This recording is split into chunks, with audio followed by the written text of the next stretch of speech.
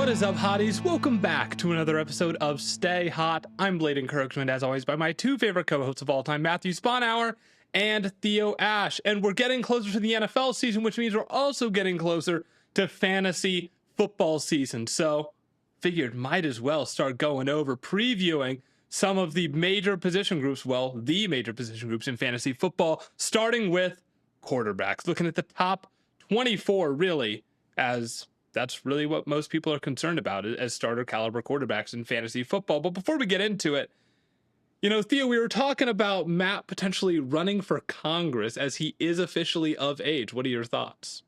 Congress, Matt? Yeah. What's his platform?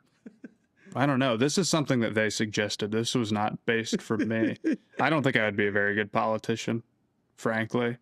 The best politicians, the best leaders are the ones who don't want to do it. You're making a convincing case. Humble.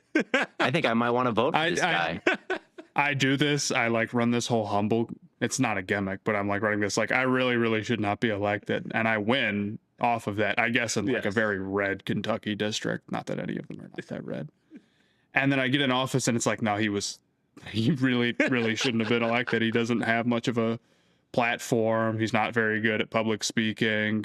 He doesn't really want to do that. He's spending a lot of time on his podcast, frankly. And then I can be I told you guys, and I'd be out in 2 years. But I wouldn't make very much money from that. I mean, I'd make a pretty good amount, but it wouldn't be set for life money unless I became very corrupt, which I might. Ooh, we start lobbying Matthew Sponhour But I would just be one measly vote. I don't know if I could really do all that much. So, yeah, I don't know. I don't think I would be cut out to be a politician. What I was pondering just a minute ago was if I quit everything and just focused on trying to win the Joey Chestnut, the hot dog eating contest and beating him. And I was getting a kick out of imagining how many would I have to do before you guys would be all right, fair. Is there no amount because it's just such a pointless competition? Well, because if I was doing 60, at least you guys could be okay, he's serious about getting it done and it's possible. But if I said guys, I can't do the podcast anymore, I got to focus on this. And then you said, okay, well, how many can you do in 10 minutes? And I'm 9. You'd be okay, well. Yeah. I'd be yeah, you're not, that's crazy. What's the bar? What's the threshold? He said 70 a year or so, right? Some years it's in the 60s, some years it's in the 70s. Yeah, he just won it with 66. Okay. So I guess if you quit your job and did the Joey Chestnut thing, I think I'd be impressed if you could get up to 30. 30 is when I think I'd really start to be those are solid numbers. I mean, He's going to be on the stage. Yeah, or I don't know, 30 hot dogs in 10 minutes. That's just in my mind where it starts to become I see why you're a professional. Mm-hmm. Okay, but here's 15, my question. How much money are you no. making as a professional hot dog eater? I'm assuming everybody is part-time but Joey Chestnut. Maybe a couple other guys. That would be my guess off the top of my head. Do you feel... But they can do other foods, too. Do you feel that you have a gift in this area or you're starting from a decent point? No. Do you think that you can eat a lot of food compared to a normal person? I think I can eat decently, but that's very different from being able to speed run hot dog, especially with the water. I wouldn't want to do the water. And I think that would probably be disqualifying. Oh, dipping the buns. Yeah, if I was and if I quit the podcast and then was yeah, but I'm not doing the water because I think it's gross, then I think you guys would really start to get pissed. Or maybe you'd be indifferent about it, but regardless, it would be more ridiculous, of course. I'd be a little upset, I can't lie. I wonder what Chestnut's secret is. I feel there's got to be something about him that makes him so good at this. Michael Phelps, he's got the special shoulders and the long kind of reach that help him become the most decorated Olympian of all time. Obviously, there's Wembanyama in the NBA who's partially so good because he's just freakishly tall. It's notable. Chestnut is 6'1", 230. I wonder if being tall, over 6 foot, because Matt, you've got a big frame. You're 6'4", 6'5". You're a bigger guy. You've got a pretty strong jaw, I think. like just looking at you, I feel like you've got the build to put down a lot of hot dogs. Like if I were to build a hot dog eater in a lab, He might look a little like me. I look a little like that. Here's the flip side of this. Then if I win, is there sort of like a group of people who are more Chestnut fans who are like, if he was 5'3", he wouldn't be able to get 40 down. You never would have heard his name before. It's all natural talent, no skill. But here's the thing. If you lose, then we can have a group of fans that say, yeah, but he frame mogs Joey Chestnut. Maybe. That's true. What if maybe you've got Theo Ash saying, look at the frame, there's a lot to build on there. I would definitely get like sort of a ironic all 22 type review of the hot dog eating from, and that video would crush for you. If Spawn Hour didn't think the water was gross. Well, here's the question. Hot water. If you it's could 120 degrees. What? Yes, I didn't know this until I looked it up today. It's hot water. Insane. It's nasty. That's insane. And they're doing it outside too, like in the summer. Nah, that's wild. That's brutal. That's ridiculous. Now, but here's the question though. If you put down like 30 or 40 without the water, we'd be cooking with grease, dude. Honestly, if I could do that many, I have no idea if I would like be able to train to get to 70. How do you even train for that specifically? I don't really know like how you would get better. You have to come up with a new method, the Spawn Hour method. I would. And here's the thing. I think the better play would not be quitting the podcast, but instead I would just start doing it on the podcast at random. Like eating 60 hot dogs. Just start eating 60 I think that would be a great bit. I think that would be a great bit if we just started all doing random things on the podcast at total random. I know I've had this just doing this intro segment is kind of a random bit that we're doing on the podcast. I've had this sticky note on my desk where I'm just supposed to say one time I saw a blimp at like a random point. And I can never find a point to like insert it into the pod because I always like start to laugh before I say it. Okay, why do you have this? That doesn't make any sense to me at all, Blaiden. What do you mean? You have what do you mean? What do challenge? I mean? So it's a random thing that I've been supposed to do on the podcast for like months now, and it's just a sticky note, and it just has written on it one time I saw a blimp. Who gave you this note? Like our boss at the Super Bowl? No, it was my girlfriend. But why? I think it would be a little less ridiculous if you said that. I mean, you could probably work that into normal conversation. I think it's funny that you can't get through saying that without laughing. Whereas like eating 60 hot dogs and like snorkeling down the water as you guys are talking about something. Instead of people being like, Matthew's so quiet all the time. Matthew's not saying anything. I'd have a great excuse. I'm eating hot dogs, dude. I'm eating hot dogs. Yeah, man. He put down 55 hot dogs during the Jackson Dart section. That's why. You start eating hot dogs when you don't want to talk. I start like losing an argument and I just start eating. That's how we know he's said what he needs to say. Yeah, okay, whatever. And I just start going. Can be hard to argue with you. This is true. Anyway. Argument over as soon as he starts eating 60 hot dogs. It's like talking to a brick wall at that point. It's the angry soy jack talking to the lion when you start eating 60 hot dogs in the middle of the argument. You guys want to talk about some football? Let's do it. Some quarterbacks here. So the way that we've sort of set this up is we each have 3 guys that we're in on, 3 guys that we're like absolutely want to go get regardless of where they're ranked on our board. So maybe we're just higher on them than consensus. And then 3 guys that are the opposite, 3 guys that we're avoiding that maybe we're lower on than consensus. And then an MVP, right? Mm-hmm. And then we'll reveal our top 24 consensus ranking at the end, which I have in front of me. Awesome. Yeah, that's what I was going to ask if you had that list in front of you. Cool. Mm-hmm. So, Matt, I'll start with you. Who is your or if we all just want to kind of rip through our kind of first guy that we're really wanting to go after. Mm-hmm. I'm pretty high on Bo Nix compared to his ADP. Right now, he's being drafted as quarterback 14. Last year, he finished, I believe, as quarterback 7 and was 11th in points per game, to be fair. Sure.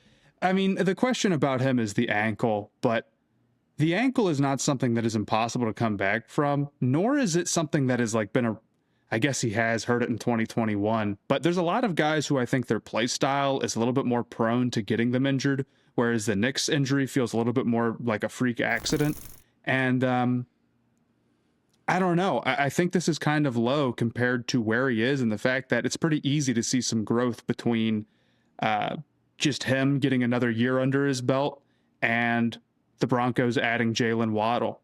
He's somebody who gets to drop back as much as any other quarterback in the NFL. He got to attempt the most passes, which is a little surprising considering how good the Broncos defense is. Usually you would figure it's the other way around, but Nix is allowed to throw the ball a ton. He didn't throw a ton of passing touchdowns either. He was actually kind of below where he was as a rookie in terms of his touchdown percentage. So if you can get past the ankle, which I feel like is already very priced in, I see somebody who's going to attempt a lot of passes, who has room for personal growth, who has had his situation improve, and has some maybe progression back to the average in terms of just like the up and down statistics year to year in Knicks. He's also somebody who runs a decent amount, not a ton, but runs enough to avoid being one of the guys who completely doesn't run, you know, in that 300-yard range where you at least stay competitive with some of the high-end guys who obviously bump their numbers because they run for 500, 600, 700 yards or whatever. So Right.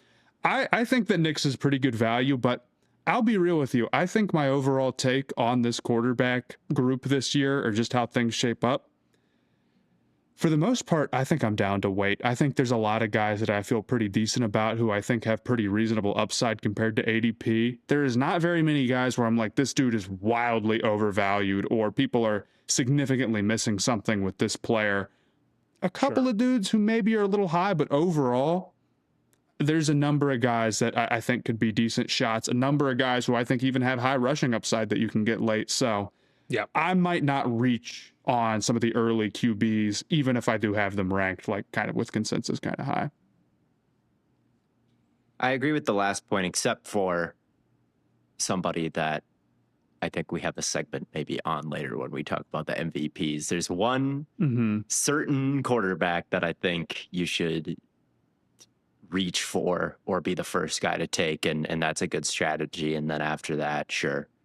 But as far as Knicks goes, I put him on my list, I think at QB 12, right? 1, 2, 3, 4, 5, 6, 7, 8, 9, 10, 11, 12, 13, QB 13, which is about in line with where the Fantasy Pros consensus ADP has him at, where they look at 100 fantasy experts or over 100 fantasy experts and give you the consensus rankings of guys. So I feel like that's the resource that we're going to be using to talk about where guys are according to consensus for the entire episode. So just a note on that. Knicks, I could see that being too low just because as a rookie and as a sophomore in the NFL, Knicks has been above that number, like you mentioned, Matt. I think it was QB 7 both of the last 2 years about. I guess I just wonder what his upside is to finish as like a QB overall number 1. Like, obviously 7 has been his place each of the last 2 years, but are you taking him because like, oh, he's guaranteed to be the 7th best? Like, I feel like Knicks has some limitations where the offense in Denver hasn't been like this world-beating type of offense. In fact, it was frustrating for much of last year, and it seemed like they were, you know, playing around for the first 3 quarters, had a lot of comeback wins at the end. Well, you know, their defense kept them in games. And I almost wonder if getting somebody like Jalen Waddle could help their offense out early. And maybe he doesn't, if they're more in control of games or if they're a better team overall, like maybe he's not dropping back more than any other quarterback in the league next year. Like, how much is that QB 7 number a part of his volume, or is he just going to have this kind of volume every year because Sean Payton likes to drop back a whole lot and likes to, use his running backs and screens as an extension of the run game, which also helps Bo Nix in this fantasy world. So I could see putting him higher, but for me, I wasn't quite sure. I didn't quite feel confident that Nix would be lighting up the box score week in and week out, because even though he's kind of ended with a lot of wins and ended with a lot of raw touchdowns, I feel like he's still got certain limitations, as a quarterback to where if he wasn't dropping back more than everybody else, maybe he wouldn't be having these, huge touchdown seasons. And I don't know if that's going to hold year after year after year, especially with how good the defense is. Yeah, I think that's a fair point. I only have him at quarterback 11, and his ADP is 15. So I thought, okay, that's a little bit higher than what I think is right. But sure, certainly he's had his limitations. Certainly he is dependent on dropping back a ton. But I think overall, a lot of the short game stuff should be better with Waddle. And if they're not dropping back so much because they're in better game situations where they're not constantly coming back in spite of a great defense, or constantly in the mix in spite of a great defense, hopefully that'll be because they're scoring more touchdowns than they were last year. So that's kind of my hope, but I understand where you're coming from for sure. Yeah, I have Bo Nix right at 15. And I didn't realize this, Matt, until you pointed it out in our group chat, that I have a couple of guys right at consensus. But Bo Nix is one of those guys. Stafford's another one that I have right at consensus ADP here. But I do think Nix is interesting. There's a couple of guys that we'll talk about where they also have the injury concern, or maybe their offense has taken a step back. But I agree with you where maybe Bo Nix's injury isn't quite as concerning, where you think it's something that's going to keep recurring over and over again, either due to his play style or otherwise, and you see his offensive situation improving. I agree that it's worth taking a shot on for sure. He doesn't take a lot of sacks, and that's why it feels like he might be more durable than some other quarterbacks who ended the year hurt. I think that's where I'm at with Bo Nix, where I think he's a solid guy to take because, he doesn't take a lot of hits. He has dropped back a lot and had this upgrade in situation. So I guess I am a little bit, if his consensus is 15, I guess I am a little bit higher on him than the consensus, but don't have him as high on my list as Matt. Well, who do you have high on your list, Theo? High on my list, I'm going to say Matthew Stafford. Mm-hmm. Where was he on the consensus? Did you say 14? 14. Where was he last year in fantasy points? I think he was second. He was second. He was second. Yeah. Or he was second in points per game, tied with May. He was third behind May by 0.6 points. Yeah. Yeah. I feel like Stafford is getting dinged too much then, second to 14th. What's going to happen? Who's going to take the reins from him? Holy cow, that's a big drop off you're projecting for a team that, we're talking about it, is one of the best going into the season that we have ever seen, right? And I look at the 2007 Patriots and how stacked they were and ended up being. They had the QB1 that year. The 2022 Chiefs, they had the QB1 that year. I don't know. I feel like when you got a team that is this powerful and is capable of winning every game, it feels like 30-10, or, scoring 30 points a game. I guess what they do on defense doesn't really matter. I would like to sign up for that quarterback more than a lot of the quarterbacks in front of Matthew Stafford. This is a guy who can really fill up the box score sheet. This is somebody who has extremely explosive wide receivers. This is somebody who has, as of last year, really cheesy way of scoring touchdowns from the 1 yard line, with Devontae Adams. His addition absolutely caused Stafford's touchdown production to pop off, and he's still around. It's not like he's gone anywhere. And I think that Stafford, just looking at the pieces around him in the system that he's in, could be due for another MVP caliber year or another MVP year. on a really stacked Rams team with Adams and with a bunch of tight end weapons and with, of course, Puka Nacua. I could see maybe the argument that Adams is older and Puka has been banged up at points in his career. He's not the most durable guy or the most reliable guy off the field, like biting people and being in rehab this offseason. Like, could he face a suspension at some point if he does something silly? Like, yeah. Could Stafford himself, get banged up? Alaric Jackson got into some off the field problems at left tackle, and Stafford's not exactly the most great quarterback under pressure last year because he's so old. So, like, of all the issues on the Rams, I could see maybe passing attack being the most susceptible to failure even, but it's a pretty high bar when you look at just how stacked the roster is and what Matthew Stafford did last season. So I think he could stuff the stat sheet again and someone you should be targeting higher than that in fantasy football. He could. I think you can go ahead, Matthew. I think the concern with him, like, is pretty obvious what people are looking at. I mean, number one, he's a 0 as a rusher, like a true 0. Number two, his production last year was entirely dependent on scoring a ton of touchdowns and being in this awesome offense. There is injury concern, even though he has played like a pretty good amount over the last 3 years. And you just see like dudes with this type of touchdown percentage, it's hard to maintain that year over year. But I do agree that where he is priced currently, it feels like takes all of that into account and then some. Where it's like, okay, we're not drafting him as the quarterback 9 or the quarterback 7. We're drafting him as quarterback 14 as a backup in a lot of home leagues and, a quarterback 2 and Superflex.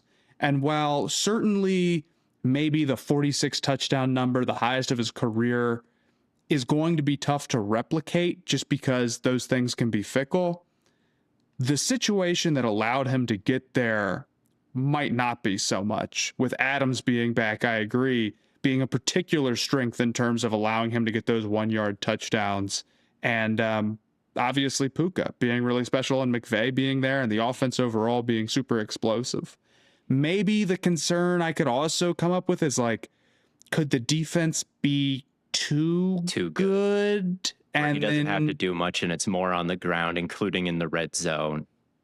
Yeah, maybe that would be my concern about how things play out. But it's hard to say, like, man, if you're playing in a super flex league, if that's your second quarterback, I feel like I've got upside there, and I feel like I've got a pretty good floor as long as he can stick around and continue to play.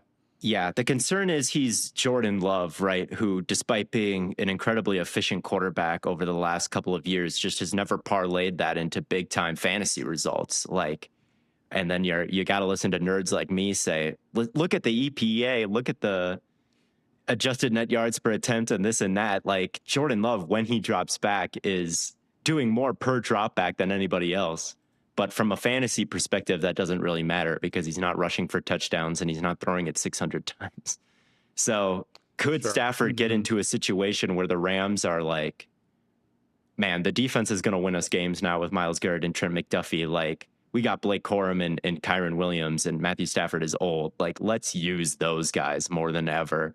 And all of a sudden it's more of like an efficient 24 touchdowns than the 41 he had last year. But I will say, last season was the third time in Stafford's career and the second time in LA that he's had a 4,600 passing yard, 40-plus touchdown season. He has had these monster seasons multiple times in the past, and maybe if they run it too much, he just audibles out of it, man. Give me my MVP, give me above Rodgers on the all-time lists, give me that first ballot Hall of Fame lock. Like, we're playing for legacy here, man. I'm getting another 40 touchdown season. Maybe. I do have some concern that while Stafford's situation is still really good, there's a lot of volatility to his fantasy numbers as over his career, right? You look at the seasons where he has had these 40 touchdown, 4,600 yard seasons. He doesn't follow that up with another 40 touchdown season. Like, and last year is not just like, an outlier in terms of like he set his career high in touchdowns at 46. It was his career high touchdown percentage and his career high, or career low, I guess, interception percentage. And like, to some extent, like him finishing as like a top 3 or top 2 fantasy finish is really one of one for Stafford specifically. I do agree that I think where he is at 80, where his ADP is correct, which I guess is obvious considering I have him as 14th on mine. Just because I do think that is, like Matt, I think you said this, it is sort of all taken into account, I think pretty fairly, that like, yeah, there's some injury risk. The offense could just get a little bit more chillaxed. It could end up not having the most efficient and productive passing attack in the league. And I think when you combine all of it, it's just not someone that I'm really feeling comfortable as like a top 10 quarterback in fantasy. But I will say, when you compare Jordan Love, Theo, maybe I should have Jordan Love below Stafford. That might be fair, because Jordan Love's offense could be even more questionable. Well, almost they just don't throw the ball enough. They just don't throw. I mean, Jordan Love was 19th in dropbacks last year. They don't let him throw enough. LaFleur has talked about this audit that he did of going through every play is ever called and how many yards they all get, and throwing some things out and bringing some things forward. So, like, I guess your vision with Jordan Love would be like, they just realize that they've been running it too much. They've been running it too much, and it's time to throw it more. But that guarantee just doesn't seem as much of a guarantee as like Stafford being productive with Puka Nacua and Devontae Adams. Like, even if they do decide to throw it more, Christian Watson and Matthew Golden and Jaden Reed all have to hit and stay healthy. None of them are as good as Puka Nacua is. None of them are probably as good as Devontae Adams is, and that's number 2. So, yeah. Right. Yeah, Stafford I'm interested in, but I'm not. Theo, you had him at 9. I put him at 7. I put him at QB 7. Put him at 7. That's a little high for me. I do think 14 is fair, but if we were on, the tier of what I think is probably Trevor, Jordan Love, Stafford, and Nix is kind of how I have those guys sectioned together.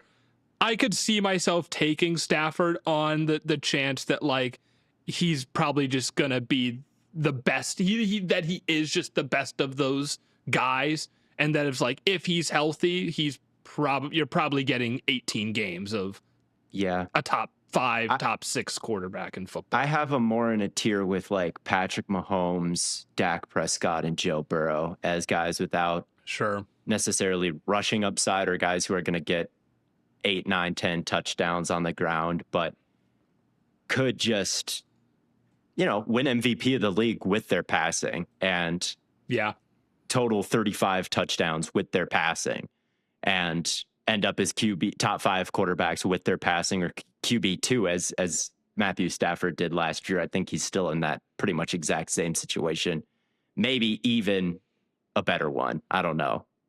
The defense I'll tell you who affect him at all. So I'll tell you who I have in the Dak, Burrow, Mahomes tier. It's funny that you mentioned those 3 guys, because right there with them I have Jared Goff, who has truly been, for all the criticism we give him, right? Bless his heart, he is, honest to goodness, very consistent. Like, has been as reliable as a fantasy quarterback as you could possibly have over the last 3 seasons, finishing 7th in 23, 6th in 24, and 9th in 20 in 25.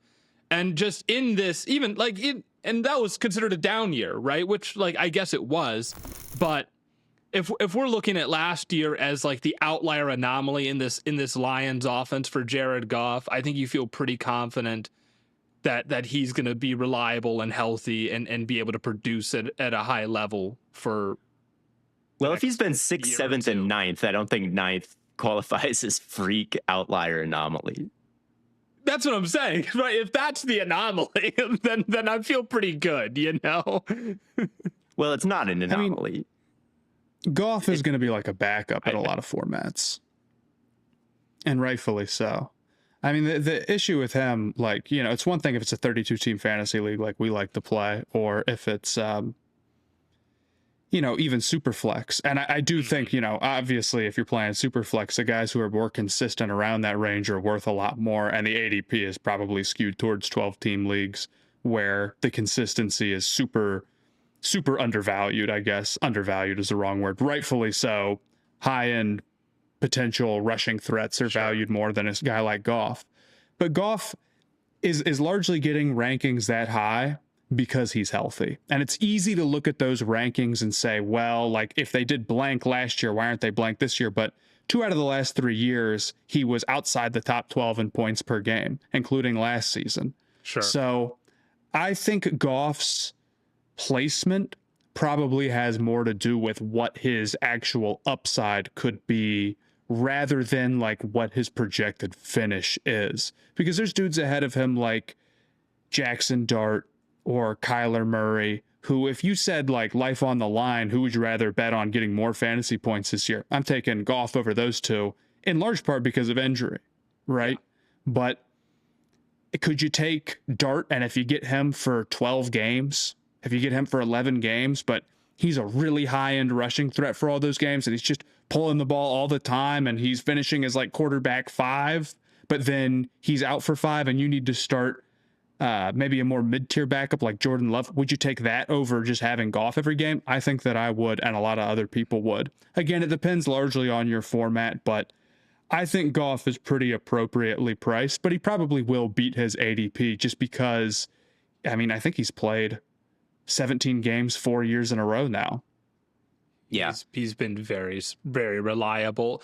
This is kind of a debate I've been like having in my head too, is like, would you rather have 18 games of, QB 15 or 8 games, 9 games, 10 games of QB 5? Well, you'd rather have the 18 games, but there's just no guarantee sitting here looking forward that anybody's going to play 18 games or that anybody's going to play 8. And I think what Jared Goff is like hitting a single in baseball. And I feel like what baseball teams at least are realizing more and more is like, we want power and we want home runs. And those are the things that really win you the entire thing, that win you the World Series. Is like, it's not just getting on base, it's hitting it out of the park. And I feel like in a world where you don't get anything if you get second place, you don't get anything if you get third, maybe you want to stay out of the basement and you want to stay out of, having to go trick-or-treating in May or auditioning for American Idol or something like that. Like you're trying to avoid the penalty, like then Jared Goff is a great option for you. But if you're trying to assemble the team that gets the most fantasy points over the course of a year, I don't know if Goff necessarily has any chance really of becoming the overall quarterback one and you checking that box like, okay, I did the best thing at this position. Because I think everybody's going to get the chance to draft the QB1. Sure. In a lot of well, that's not true. A lot of leagues, quarterbacks go first, second, third overall. Like it's the actual draft because they're not tapped into podcasts. So I don't know if that's necessarily true, but I don't know. I think for Goff, I don't have him as high as you do, and it's kind of the same deal with Knicks. Of like, I see where he's ranked in the past versus where he's ranked now, and it doesn't make a lot of sense on the surface if they're always scoring more than where they're ranked. But they're just not a big enough swing of like, we are outscoring everybody else at this position, because Goff being that high, like Matt said, is 100% dependent on Joe Burrow getting hurt, on Jackson Dart getting hurt, on Dak Prescott getting hurt in the past. If those guys don't get hurt, they finish higher than Jared Goff probably. So would you rather have those guys and take those swings thinking like, hey, go big or go home? I don't know. I like kind of keeping that go big or go home mentality in fantasy. I think it'll probably net you more wins over the long run than like being in fifth over and over again. But I guess I don't know. It's an interesting philosophy. I have question. Burrow and Dak ahead of Goff in my ranking. But do you have Dart? Do you have Kyler? Do you have Trevor Lawrence? No. Trevor's interesting to me. Trevor and Goff, I have like very close. Who's ahead? If both of them are there Goff. For you, who are you taking? Goff is ahead of Lawrence for me right now. I think that's nuts. I think that's completely nuts. I'll be real with you. Lawrence's offensive situation is too volatile for me, dude. It's not volatile. It just got way better. It's just way better. Yeah, Liam Cohen is if that's the volatility, I mean, Liam Cohen. I'm just like, okay, how many years has he had receivers just like lead the league? It doesn't matter. And that's a great point. It doesn't matter though. Why would his receivers dropping the ball in 2022 make any difference to me now? He had Brian Thomas dropping a ton of passes last year. But Jacoby Myers doesn't drop a lot of passes. Jacoby Myers doesn't. Jacoby Myers showed up. I mean, this guy Trevor Lawrence made a real push for MVP. And the Parker Washington like third, fourth. And Parker Washington sick. No, I think Trevor Lawrence is really, really talented. He's actually my next sleeper, so we can get right into him. Trevor Lawrence is super talented. Liam Cohen is a great play caller, and the wide receiver situation that has been shaky now is pretty good overall with a lot of talent. Obviously, Brian Thomas Jr. has questions, but between Myers and now Parker Washington, I feel like you have a pretty good floor. And of course, Travis Hunter also has the ability to work himself in and potentially be a deep ball threat. Maybe you're a little bit too scared to bet on any one of those guys as a receiver themselves, but I'm willing to bet on Trevor Lawrence, the head of the snake, maybe getting good results again like he did last year. His ADP right now is, I believe, at quarterback 9. Let me double check. I had this up just a second ago. We can clear on this. 11?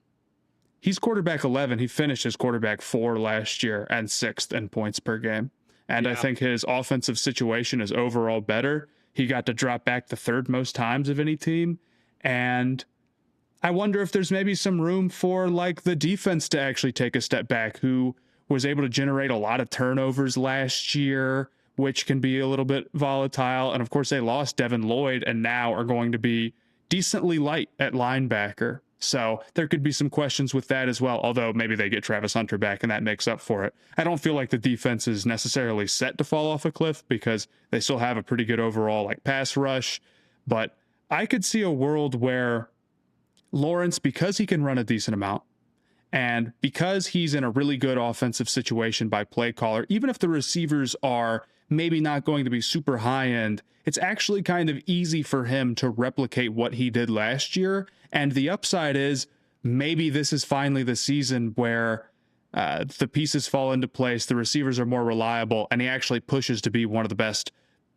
I mean, I guess not even 4, but 3, 2, 1 quarterbacks in the NFL. He has that type of upside and a pretty decent floor. I really like Trevor Lawrence a lot, and even 12 team, but especially in Superflex. Yeah, and he had 359 rushing yards last year and 9 rushing touchdowns, which was more than like he did have a lot of rushing touchdowns. And he's got. If you put his rushing touchdowns down to even 5, he would still be quarterback 4. Yeah, no, I've got him at QB 10, which is perhaps even too low.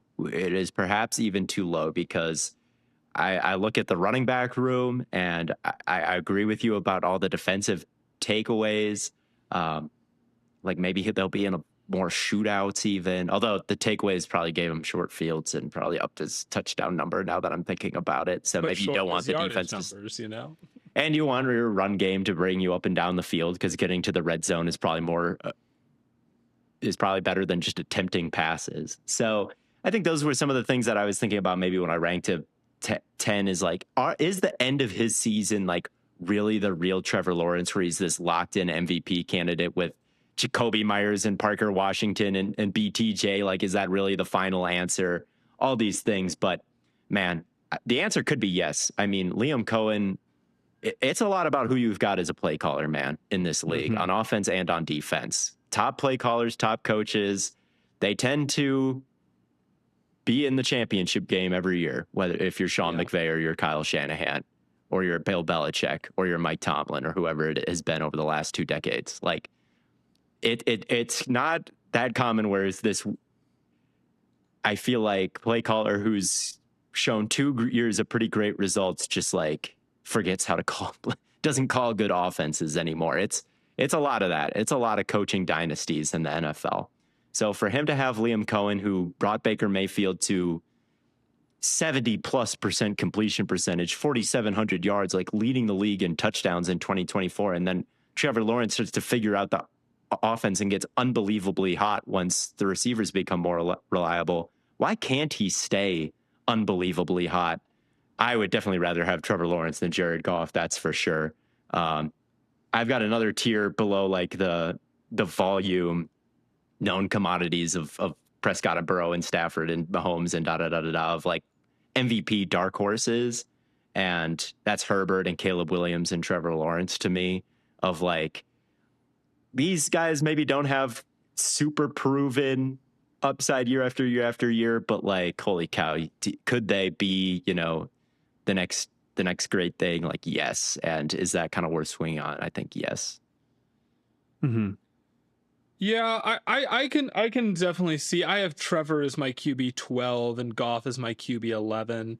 And so maybe I can see saying the upside of Lawrence is higher, and you don't have the injury concerns like you do with some of these other guys. That's kind of how I'm kind of differentiated for a lot of guys. Is I was like, well, this so-and-so might have higher upside, but if they have injury concerns, that really kind of balances out maybe the upside to some extent. And Lawrence doesn't really have that.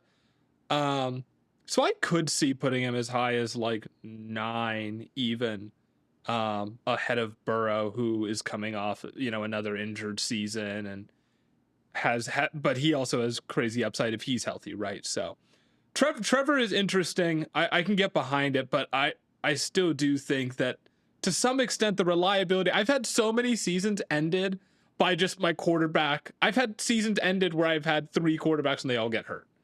And maybe you say, well, your season ended because you drafted 3 quarterbacks. Sure. Yes, that's what I would say. But Blaiden, that was in a 32-team fantasy league. That was entirely different. That's a very different situation. It is a very different situation. But like even in regular leagues, I've had my season be like practically over because I've drafted like a high upside rushing threat QB and then they get hurt right away. I really don't think that drafting a quarterback in round like 7 is going to end your season if they are hurt for half of the year.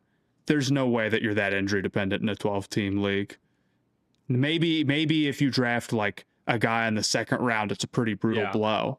But with these guys who are around 12, again, in normal leagues, not super flex or whatever, you should be able to survive that. And in a 32-team league, the issue is if your guy goes down, then it's really hard to replace them and you have to handcuff them to the backup. So the injuries matter way more because there's less opportunity to replace them. But in a 12-team league, there's probably not even 24 players rostered. So oftentimes you'll be able to go and find somebody with a good matchup and at least get moderate play. And that's why, compared to maybe like, again, a super flex league or a wacky league like we play, the injuries are not as important. You have to worry more about the upside because you only really care about getting, not even quarterback 1 play. You only start 1 quarterback. Sure. About getting top half play. Yeah, right. Yeah.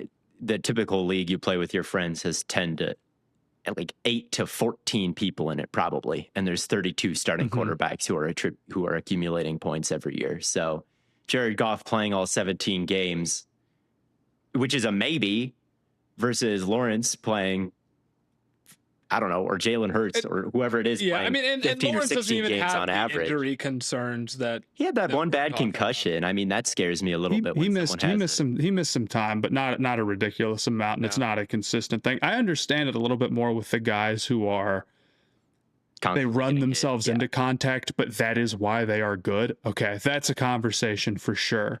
Yep. And I'm not saying that injuries don't matter. I'm just saying that staying healthy cannot be why I draft you high, unless I'm playing in a league that every single quarterback is going to be on a roster and you have to do something about it. But I'm guessing most of the people listening are not that. So I don't think the injury is as important. I don't think the consistency is as important. And I think Goff is more of a premium backup than anything, and he gets drafted like it. If most of our listeners are in that kind of league, our wide receiver episode is going to take forever.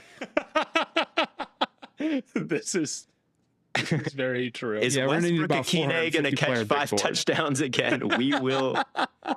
Intense debate. Isaac Tesla will be a premium commodity in the 32-team fantasy football. That's what's beautiful about it, though. That is what's so fun about it. Is like the third receiver on teams that don't pass really, really matters. Third string running backs who won't get cut. This will exactly full episode just on those guys because I got so burned by Marcus Yarns last year.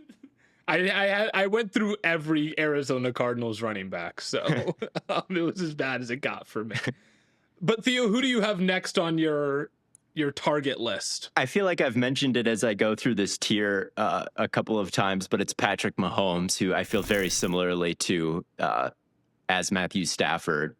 Patrick Mahomes, I think he's QB 12. He finished 5th in points per game last year. He's one of the top total scoring quarterbacks since Tyreek Hill was traded, including an MVP in 2022, where, you know, he lit the world on fire without major receiving threats. I think Patrick Mahomes is very safe. Patrick Mahomes is one of the top quarterbacks of all time. We think the best playing in the league today. And even though the Chiefs are probably guilty of letting the roster deteriorate around him too much, he's the type of quarterback, kind of like Josh Allen, where like that might make him more productive from a fantasy standpoint. Like he might run it himself more. He might have to score more touchdowns himself. He might have to pass it more as these games get out of hands or something like that. Like just because you look at the roster and it's like, oh, I don't see a lot here, it doesn't mean Patrick Mahomes can't like have a 300-yard performance. Maybe he has to for the team to win, so he does, like 3 weeks in a row, 4 weeks in a row. Last season, even though he tore his ACL like week 13 or 14, something like that, he led the entire NFL in rushing gains over 10 yards as a quarterback. So he's a rushing threat. He's somebody who is capable of amazing things. He's somebody that I think can survive on high volume and be explosive and is still the all-time leader in passing yards per game.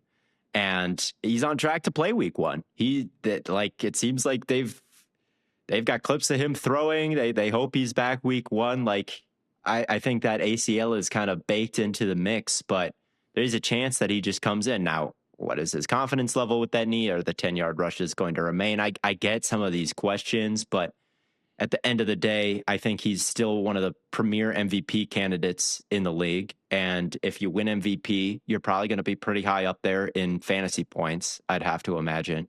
And Mahomes has got to be a top, 5 in Vegas odds to win MVP. If I had to guess, he'd be up there, at least in the top 10 when he's outside of the top 10 in fantasy points or projected fantasy points. And even if he's not back week 1, handcuff him with Justin Fields.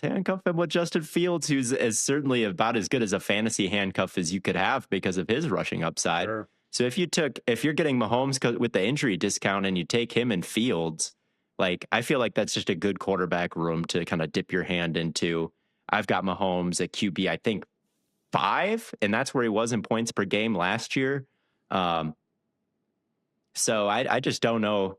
I just think he's maybe 5 is a little bit high. I'm saying It's it now, tough. and 5 is high, but 12. I'm certainly saying make him a target because 12 is too low. 12 is much too low.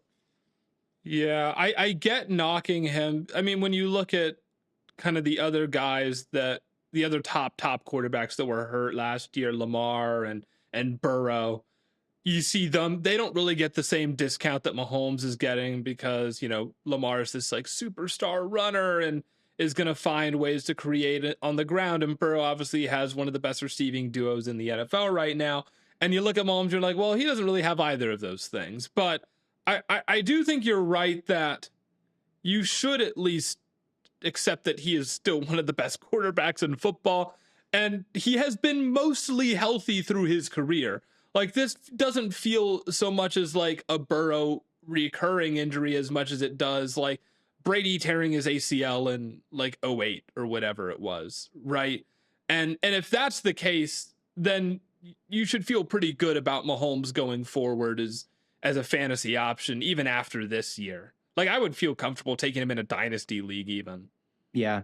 I had him in the 32-person league last year, and I was just especially at the beginning of the year, I was pleasantly surprised getting him where I did. He had 5 weeks last season where he had 3 or more passing touchdowns and then fell off a little bit towards the end before tearing the ACL. Thing started to get a bit dicey, but maybe I'm holding on too much to those beginning weeks where I was like, holy cow, I just drafted the ultimate steal. Everybody faded Patrick Mahomes, and he's still just out here tossing 3 touchdowns, 4 touchdowns, 300 yards. Like, this shit is easy for him. And now going into it, I feel like I would like that plan again of like, I might take Patrick Mahomes, and he might just have 30 touchdowns next year regardless. And then on the ground, he might have 4 or 5 more, 35 touchdowns. And then I'm starting to do the math, like who's a safer bet to get to 30 touchdowns next year? Like, it's not a whole lot of guys, I think. It's not 12. I certainly don't think. Right. The question about him, right, is how much is he going to run after the ACL surgery? Because he was running a significant amount more than usual last year, and it's hard to know if that's going to maintain where he's like kind of fighting to get back week 1. Even if he's on the field, if he's not running as much, he's a lot less valuable in fantasy. Now, there's some other good indicators, like he was second in points per game last year, tied with May and Stafford. So he was really, really good. And on top of that, I think there's some room for maybe growth from young receivers. I think the offense overall could be a little bit better with Walker. And I think the defense certainly did not get better, I would have to guess, after what they did this offseason. So maybe we're back into shootout mode when it comes to Mahomes. But at the same time, I do have worries about how good the passing attack itself is going to be, who is going to be the outside winning threat. And if Mahomes is running like he did last year, I got no concerns. If he's not, I just don't think that even Mahomes is going to be able to turn a lack of consistent outside winners into good fantasy production. Honestly, I don't think there's any quarterback who can do that without huge rushing upside. It's just not feasible. He can still create really good offenses. He can still... they were like 5th in EPA per play on offense when they had him last year, and they really were like getting into kind of disaster mode. So you know how I feel about Mahomes straight up as a player, but when it comes to racking up fantasy points, he's got to be able to run like he did last season. And I don't really know if he's going to be able to. He honestly shouldn't run quite like he did last season. Right. I think he sure. Yeah, it was like nothing we'd ever seen before from him, the amount he was scrambling, and that cannot continue after the ACL, that's for sure. I feel you there. I love Delane, but the secondary outside of that is incredibly thin. I mean, it's like Snead and Cater Kohu, Gilman, like I think there's a world where they could get into a ton of shootouts, but even then it's like, man, if the defense sucks, is it just kind of a lost season on some level, a reload season? And it's like, Mahomes, don't run yourself into trouble. But at the same time, Mahomes is not like a Jackson Dart or a Jaden Daniels in the sense where he's running himself into contact. He's very good at pulling it out at the right moment. So maybe he still has that ability, and maybe he's doing it a lot, but it's just really hard to know how he's going to look. And I think there's some other guys with a little bit more rushing upside. I don't hate being high on him. And I don't hate his placement at 12 or anything though. Yeah. I think even if the rushing upside goes down and he's not running it so much, like, we can't just be thinking about rushing upside. And that's where, well, I'll talk about that more in some of my avoids, because I think some of these QB lists are real. Like, I get that rushing is very important and it cannot be discounted.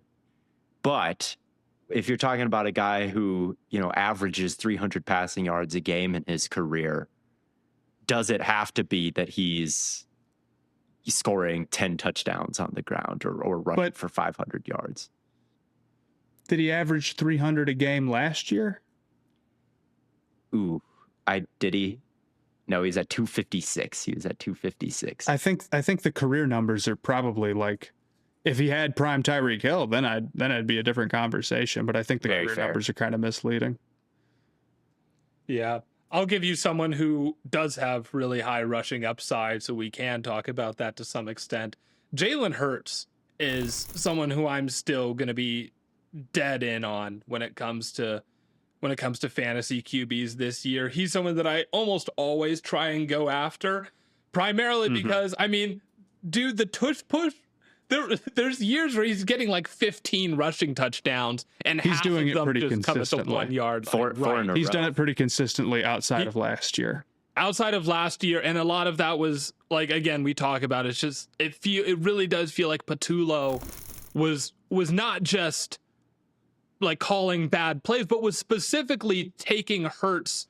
Like it felt like a design choice to take Hurts out of the rushing attack, which feels like such a mistake, for the offense, but then like for us, the fantasy players here, we want to see more Jalen Hurts running. And especially because he's been mostly very durable as a runner, despite being someone who does take on a lot of contact. He seems to be able to handle it quite well.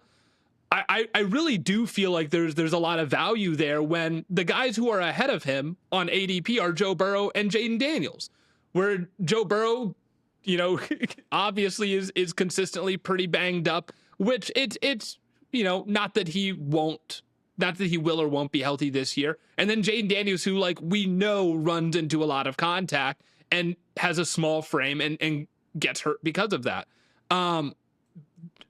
Hurts just doesn't have that issue. Now, maybe you're a little bit worried about, the downfield passing not being as prevalent, and maybe there's fewer passing touchdowns. But at his current draft position at like 71, I would feel really good getting Jalen Hurts there. I don't know. He's one of my guys to avoid, to be honest with you, because I feel like the thing that has really buoyed him over the course of his career, and if you draft him every year, you're probably in good shape, because I don't know if anybody outside of Josh Allen has more fantasy points than him since 2021, right? So you're probably all good drafting him all these years. But last year, I think there was a shift in the rushing, and you talk about the tush push and how consistent that's been, getting him up over double-digit touchdowns like 4 years in a row, except for last year. Well, last year, their success rate running the tush push was below league average, and he was down at 8 rushing touchdowns. Yeah. And then his fantasy production over the years has been like 50% the rushing upside. So if the rushing upside is starting to kind of subside a little bit, and over the last 2 years, this has just not been a very effective pass attack, like in terms of efficiency or volume. I mean, he used to be 3,800 yards, 3,700 yards in like 2022 and 2023, even in 2024 with Kellen Moore. And when they won the Super Bowl, I think he was he had fewer yards per game than he did last season with Patullo passing the ball. So we're at 2 seasons now where this passing attack has just not been at full tilt. Now we've got less power running happening and a lower success rate when it does happen. And I'm just nervous. I'm nervous that Jalen Hurts is not going to continue to be the fantasy powerhouse that he's been in the past, with a play caller that we know nothing about, a play caller who's come from Green Bay, who runs the football too much, as we've said, who comes from a system where it's more under center, which kind of nerfs the QB run game because they're not at depth. They're, having to turn their back to hand it off. So by the time they hand it off, they're kind of heading backwards instead of heading downhill like they can in shotgun. If that's kind of the thing that everybody wants to see more of in this Philadelphia offense, and if they get more of that, maybe some of the passing volume will return. But is he the same type of rushing threat where, again, he's got to be scoring 15, 14 touchdowns, something like that, to be like a really elite fantasy finisher? Last year when he had 8, he was still like 9th, I think, in overall fantasy points. I don't know. I just think that this no AJ Brown and this new play caller and just his decline, honestly, these last 2 years in productivity makes me think like maybe the best of Jalen Hurts is kind of behind him, and you should, like, even if going to the Jalen Hurts well has served you well over and over and over again since 2021, I'm not totally sure that it's gonna be the same, and it's priced like he's the same, at least in the consensus rankings. I mean, by ADP, he's quarterback 6. He finished quarterback 7 in points per game last year. And his situation is definitely better, I would say, offensively, even without A.J. Brown. I do have concerns about losing A.J. Brown for sure. And I think the point you bring up about his fantasy upside being tied to the tush push and scoring 15 touchdowns certainly is real. And if the tush push and the offensive line is not healthier, then the tush push probably won't be better. And if the tush push still struggles because the offensive line is still limited, then Hurts's floor is a lot more likely than the ceiling, certainly. But he does have a pretty good track record of scoring double-digit touchdowns well into it when he's 100%, and or when that offense is 100%. I think they're going to be in better shape.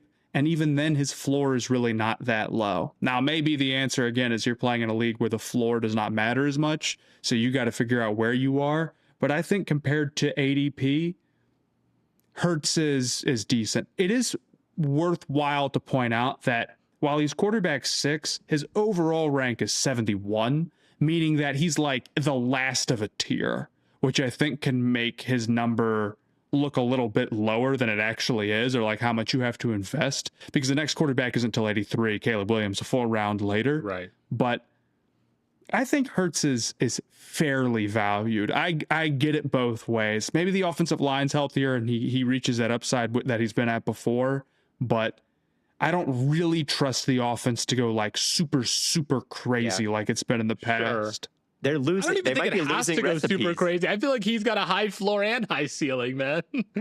Maybe. Well, in 2024, he was still like quarterback 7. Oh yeah. I look at Stoutland leaving and the decline in power rushing last year, and I don't know. I'm just skittish. I'm skittish because he just has not really had the passing numbers to bolster the rushing. And if the rushing starts to go down, it scares me. It scares me when it seems like there are some players who are ascending, like Trevor Lawrence, for example, who I have ranked above Hurts. I think I'd rather I'm trying to catch the upswing here rather than the downswing. And I'm not convinced that Hurts isn't on a downswing. So I have him at QB 11 personally. Oh, I think that's pretty low. He still can run the ball well and score a lot of rushing touchdowns. Yeah. And last year was truly a down year for him in a pretty big way. And I don't know if I can agree with the philosophy of never take anybody who's had a downswing last year. Sometimes those things start, but there's reason to believe that it was a particularly bad situation and that it was affected by outside factors that I now believe are better. I think he's about priced fairly. I'll be honest, in 12 team, I'm probably not taking him, but I'm probably not taking most of the guys, probably not often compared to his ADP. Mm-hmm. Probably not taking most of the guys 2 to 6. Even in 2024 with Kellen Moore, he wasn't at the same levels as he was the previous 2 years. It's kind of been this 2-year like step back, and we covered it a lot when it happened that they were like 32nd in straight drop back numbers in 2024, which is what kind of scares me, is just how low and how just inept. I mean, if let's say someone was a football fan or a new football fan, they'd never been to a game before, and you're like, what do you want to see? And they're like, I want to see high flying action from the quarterback. Like, I just want them to stuff the stat sheet, stuff the box scores. And you're like, okay, go to a Philadelphia Eagles game and watch Jalen Hurts. Like, that seems like maybe it would be questionable advice when they've stalled and sputtered for entire halves or entire games, like all too frequently over the last 2 seasons. Even if they're like, man, I love watching quarterbacks, and I especially love watching rushing touchdowns. In fact, I enjoy watching them 50% more than I like watching passing touchdowns. I still don't know if I'd be like, maybe I would be like, boy, do I have the quarterback for you, and it's Jalen Hurts, actually. Maybe I would say that. Yeah, that sounds Hurts is also kind of volatile because the rushing touchdowns make up so much. But for the record, he did have more points per game than Dak Prescott last year. And this is with Patullo and with a very down season in terms of rushing. The rushing is really important. There's guys who I think they either have to set like NFL records and like win the MVP and like lead in passing yards and passing touchdowns, or they cannot be like a top 5 quarterback because they don't run. And there's guys who you raise an eyebrow at everything, and it's like, well, I've never finished behind quarterback like 7 in points per game over the last 4 years because I just run the ball so much. So I have mixed opinions on Hurts. I don't think it's as simple as no Patullo, so he's going to be great. But I do think his floor is decently reliable unless they transition to something super, super conservative when it comes to like letting him run the ball. Right. Who do you have next, Matt? Kyler. You're in on Kyler. Yeah, I'm in on Kyler. I mean, speaking of rushing. Yeah, speaking of rushing, he's somebody who the last time he played ran for almost 600 yards. He's led decent offenses in Arizona before with subpar weapons, and I think everybody is out on him because we've seen him at his worst and because there's some injury issues.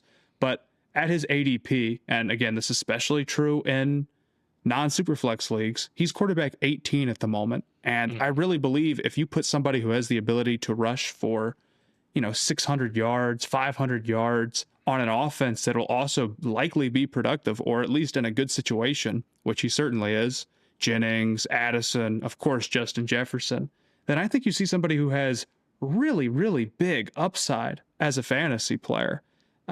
For him to be, in a lot of leagues, like if you're playing in a wise league where they really don't draft backup quarterbacks, like, I think a lot of the sharper leagues don't, then he might not even get drafted. I don't know. I see somebody who has the potential to be a top 5 quarterback pretty easily, in my opinion, if everything breaks right. Now, there's a lot of ifs. Kyler is still limited in certain ways when it comes to his ability to stay in the pocket and when it comes to his ability to stay healthy. But he's got the same type of upside to me as some of the other guys who I feel like get the hype for having top 5 upside, like a Jackson Dart potentially, as an example. Yeah. I'm not saying that because I even hate Dart and where he's being drafted. And Dart is a completely different type of situation. Plus, in Minnesota, there's questions about if the defense is too good, thus meaning that, Kyler's not going to drop back as much. Sure. But overall, I don't know. I feel pretty decently about Kyler. I think there's enough positive indicators, and there's just not that many guys who are going to be able to run as much as he did. So I would take a look at him. Yeah, 100%. I think that this offense could be pretty great with Kyler Murray, and he's someone that can rush for a bunch of yards on top of it. But we've seen Kevin O'Connell's offense here open up huge opportunities for Sam Darnold, right? And he's averaging 8 yards per attempt all of a sudden. And scoring 30 plus touchdowns because they don't have really a great goal line back either. I think that's kind of tantalizing when these teams don't really have a running back that you look at, like Christian McCaffrey, for example, maybe, or Derrick Henry, where you're just like, it gets, or Josh Jacobs is probably the ultimate example of like, they get to like the 3 to 1 yard line and you just know that it is not going to be passed in. The Vikings, Aaron Jones, like Claiborne, the rookie, I think they still have Jordan Mason. Like nobody's someone that you seriously think could just like pound it in 100% of the time. Like Kyler, could he be their top red zone weapon? Something like that. Could he be productive on not that many dropbacks because they've been so efficient in the past? Like I like Kyler Murray a lot, man. I think that he's got, like I always say, a lot of variety compared to JJ McCarthy when it comes to throwing with touch, when it comes to negotiating and making people miss in the pocket. He's commonly cited as one of the hardest guys to sack in the NFL because of his scrambling. Yeah. Like he's a good player, man, I think, in a good system with a good roster around him, good weapons around him.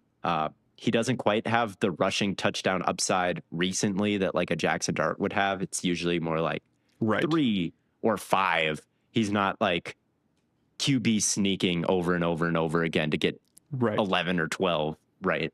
So that's what maybe puts him behind guys like Hurts or Jackson Dart, who figures to be like an absolute ironhead, just throwing himself into the end zone at no matter what cost. Like Kyler's not like Dart in that way, but I could definitely see. I'm also somebody who's like, yeah, draft Kyler Murray. Like it could look pretty sexy when he's out there. Kyler is very interesting. Yeah, I think he's definitely worth taking a shot on. Matt, you said his ADP is 18th. I have him at 16, which I think is relatively fair. Like, I think I'm trying to take into account the fact that, yeah, he does have injury concerns. And I mean, that's really the big thing. If he ends up not playing half the season, you're done there, right? So he's got backup ADP. I don't care. That's exactly. He's got backup ADP, and so I feel pretty good about that. But you know who I like more than Kyler Murray? A lot more than Kyler Murray. Like a hell of a lot more than Kyler Murray. And is my QB1? It's Caleb Williams. QB. I think that's nuts. One. I think that is going all in at poker. Like just shoving all your cards in the middle when you've got like a pretty good hand just to spice it up a little bit. That is how this take strikes me. I like you are Caleb. gambling your I like a lot of the I like a lot of the positive signifiers around okay, the defense probably like there's real chance for the defense to be really bad. Yeah. And it already wasn't that great last year. I think he could do more on the ground, but he isn't like one of the top runners in terms of his production. Sure. I like the weapons, and I think he's a good player who could continue to grow himself. Plus, I like Ben Johnson. Plus, he was already fairly productive last year. But quarterback one is way too rich for me over Josh Allen. I just don't. Who's ultimately proven, and also I think in a marginally better situation, getting DJ Moore. Yeah, and a better quarterback situation than what he was last year. That's the thing about Allen. Allen's in a dog shit situation for some quarterbacks, but it just doesn't seem to matter because like it doesn't matter for Allen. I think I would take Moore over anybody else they had outside last year, to be real with you. I think Moore could have a bounce back year, but that's not really why I would draft Allen number one overall with a bullet. It's that he's just super, super consistent and reliable and also has quarterback one upside.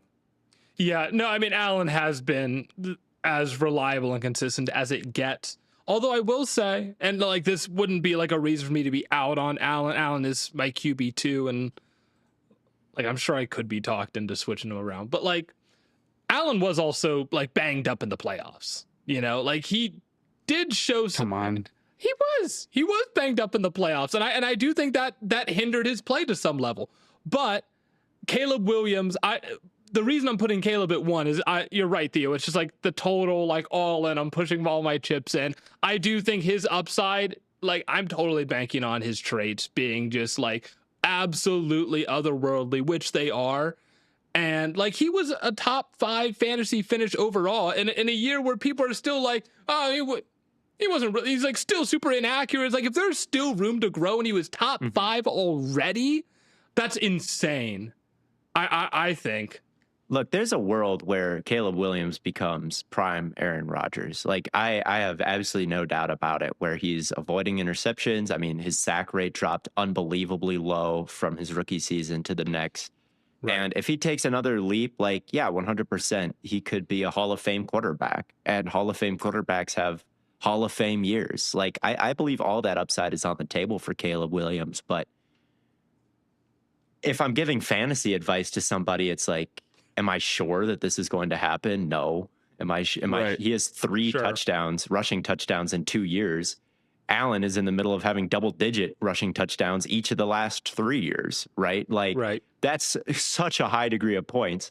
Plus, Allen could have 10 rushing touchdowns and 40 passing touchdowns. I really wouldn't blink an eye. I guess if Caleb Williams did that too, I mean, I guess I also would be that surprised. He's my favorite prospect You would ever. blink an eye because he hasn't done it yet, but you'd be like, yeah, check. I'd blink an eye and a tear would come out because I'm sure the Bears have just knocked the Packers out of the playoffs or whatever. But like, is which I also have the Bears winning the division. So could that happen with? I mean, how much talent does Justin Herbert have? How much talent does Trevor Lawrence have? Right. I'm high on Herbert. I have Herbert at 5. I'm high on Herbert. But you have Caleb at 1. You have Caleb at 1. And what if Justin Herbert's what if Justin Herbert, the tackles are back and Mike McDaniel like gives him an efficiency upgrade? Like I think Herbert has QB1 upside this year. Herbert, I'm sure. But would your advice be before anybody else, take Justin Herbert? Like before Josh Allen, take Justin Herbert. Like Caleb is in that same range where it's like, man, the potential is MVP of the league, 100%. QB1, 100%. But there's still a lot that we kind of need to see for him to get there, I think. And he's kind of more in that tier, I think, with Herbert and Trevor Lawrence as like a fantasy football prospect than he is to Josh Allen and Lamar Jackson and even like a Drake May, I think. Yeah, I think it's fair. But again, I'm banking on upside here with Caleb, and I don't have like there's a world where like why Caleb and not Herbert as number one?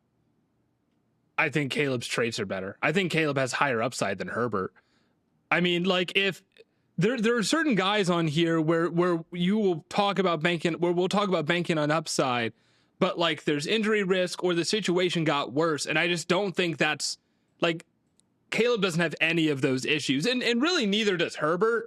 But I do think that Caleb does have higher upside than Herbert does. I think his risk is that he's been fully healthy the last 2 years and doesn't have a 4,000-yard passing season. Herbert has a 5,000-yard passing season. Yeah, I think this is banking way too much on his upside and not like the issue is to be quarterback one and the Bears you could be right about all of the Bears stuff. And I believe in that offensively, I believe in them, right? Yeah.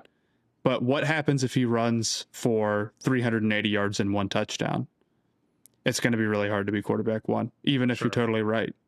And that's the issue with Caleb, is that he has not proven to be a very high level rushing threat at his peak. Whereas Allen has proven to be like, a 500-600 yard guy who can put up 14 touchdowns, or Lamar can go for quadruple digit rushing yards or something like that. Yeah. And also has the upside to go out and win MVP. So I think Caleb as quarterback one is way too rich. Even if we give him a boost for like saying all of the swing factors that everybody recognizes, we kind of like them. I think part of the swing factor is honestly the accuracy and him just being a little bit more consistent. That is just a total gamble to me on how that's going to play out. And then offensively, like if we're that certain that Loveland or Burden is going to break out, draft Loveland and Burden. That's what I'm going to do. You want to talk about the Bears hot take? I probably have Loveland as tight end one. Oh, I think I definitely, well, it's him or Bowers, right? I don't know. McBride. Oh yeah. Oh, definitely McBride. No question. Yeah.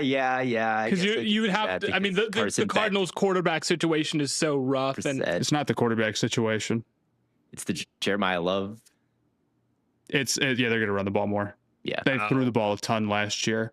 I mean, Brissett was probably like, they threw the ball so much last season. This is unrelated, but McBride is really good, but he's also dependent on running way more routes than any other tight end did last year and having more catches because of that.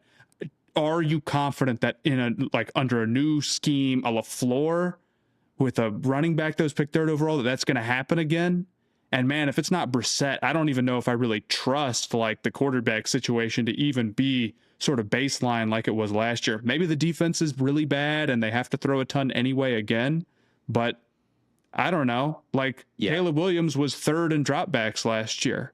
So why wouldn't I look at Loveland and say if he plays the entire season that he could actually finish higher and with a better quarterback and a better offense? And why wouldn't I have him over McBride? Outside of the fact that McBride was in just a completely different situation the year before. Frankly, the same is kind of true for Bowers. I understand that Bowers has done it before, but Kubiak does not inspire confidence when it comes to throwing the ball a ton. Now, to be fair, JSN was playing with Kubiak last year, but it's a high ask for Bowers, who could be really great, who could be your best tight end in the NFL, and who could just not run as many routes as Loveland. So I think I might lean Loveland tight end one over them. It's close, but his ADP shouldn't be much lower than 3, I would guess. I don't think that's nearly as big of a reach. I'm as definitely Caleb with you on 1. top 3. I might be able to get with you on Loveland tight end 1.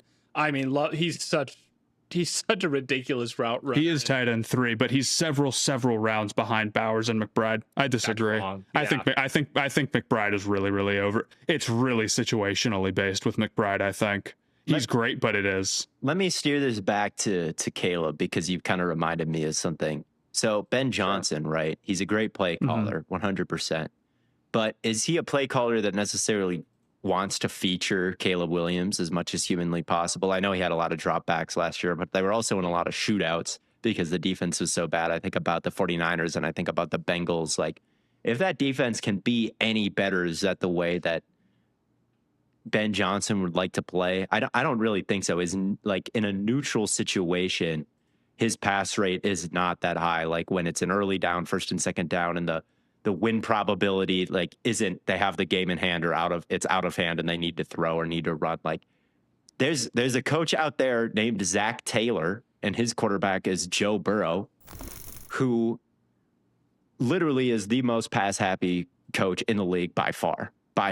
And his quarterback is Joe Burrow, and his wide receivers are Jamar Chase and T. Higgins. I have him ranked above Caleb Williams because that guy, like, that whole offense revolves around Joe Burrow. Joe Burrow could easily throw for, 40 touchdowns or lead the league in passing yards or both, like he did in 2024. I have him ranked above Caleb Williams.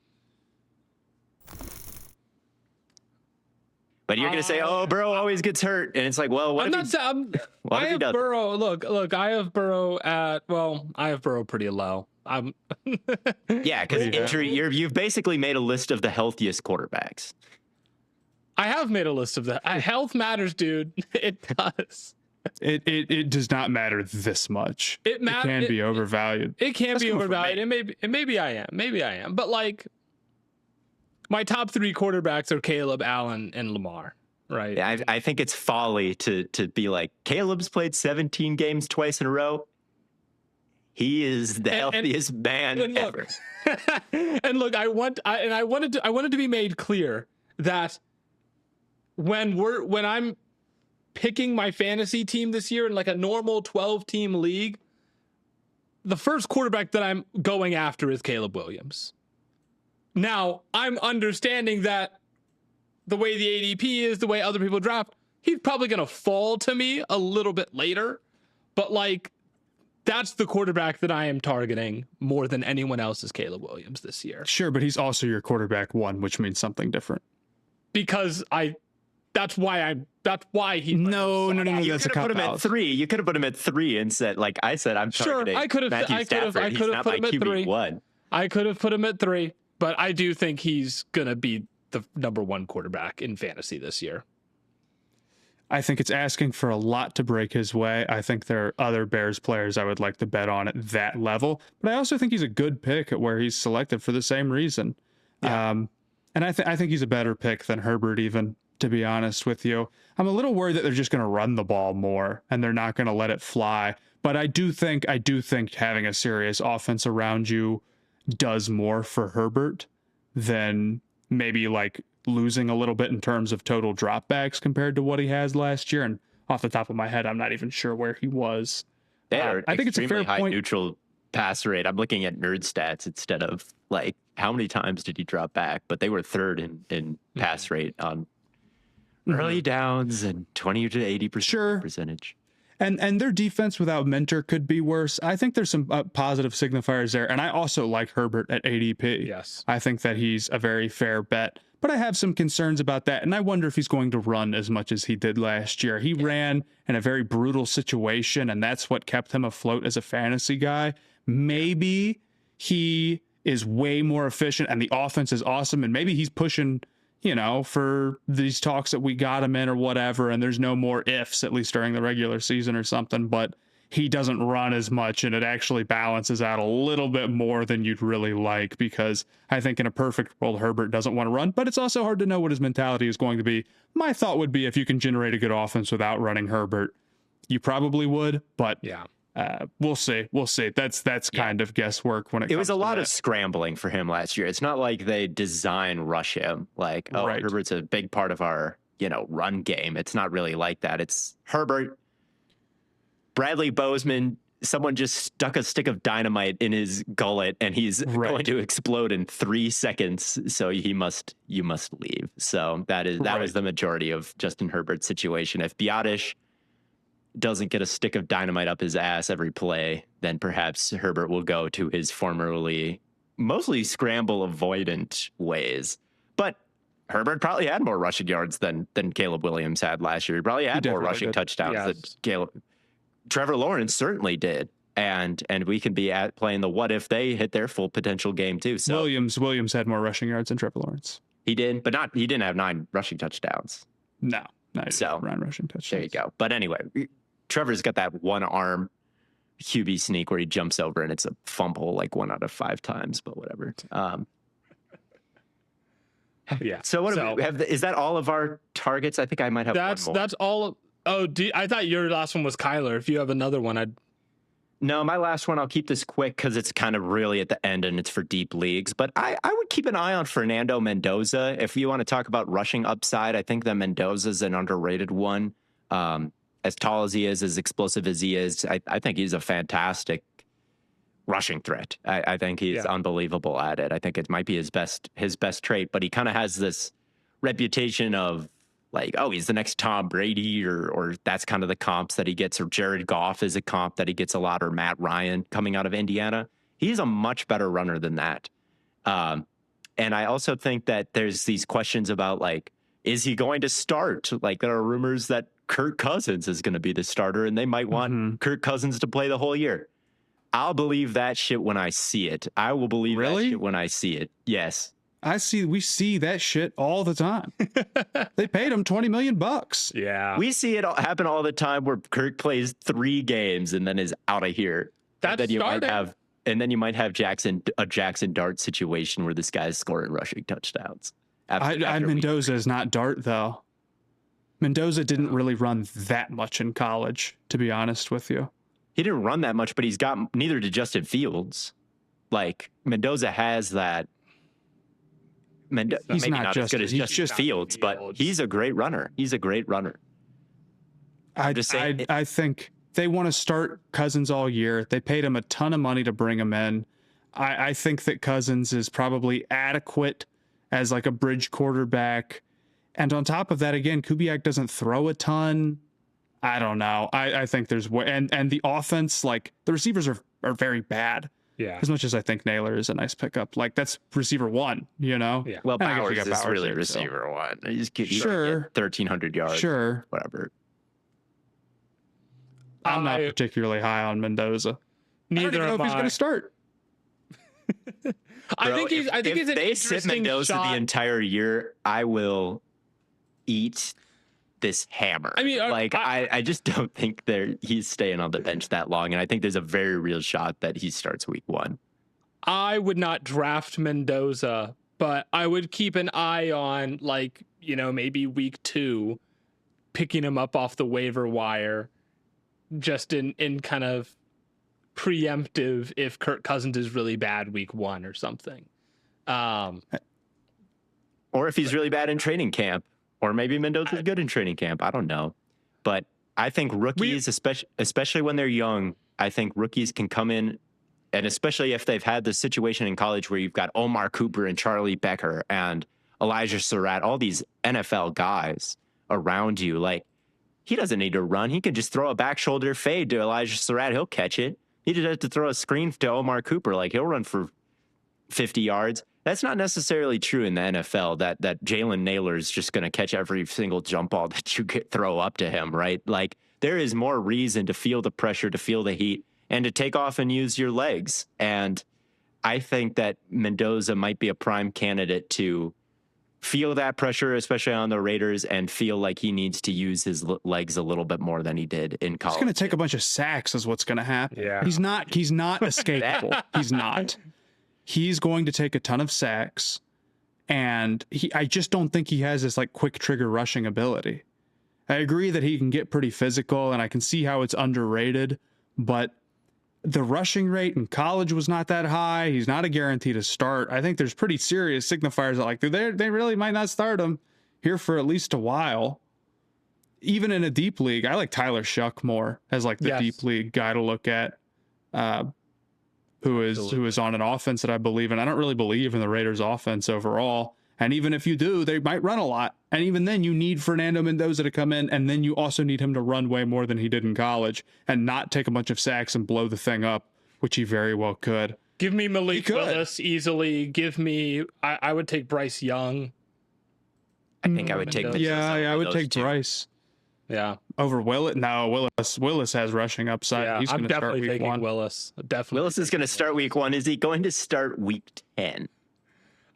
Maybe not. Who else are they going to put in? And you know, I don't know. I saw the Jets. I saw the Jets put in Brady. I saw the Jets put in Brady Cook because they wanted to finish this. Look, Theo. You can draft Willis because he'll start week 1, and then you can pick up Mendoza week 7. Yeah. On the waiver. Now you're speaking my language. Week 10. Yes. If you can What build a super team. There's no league where this exists.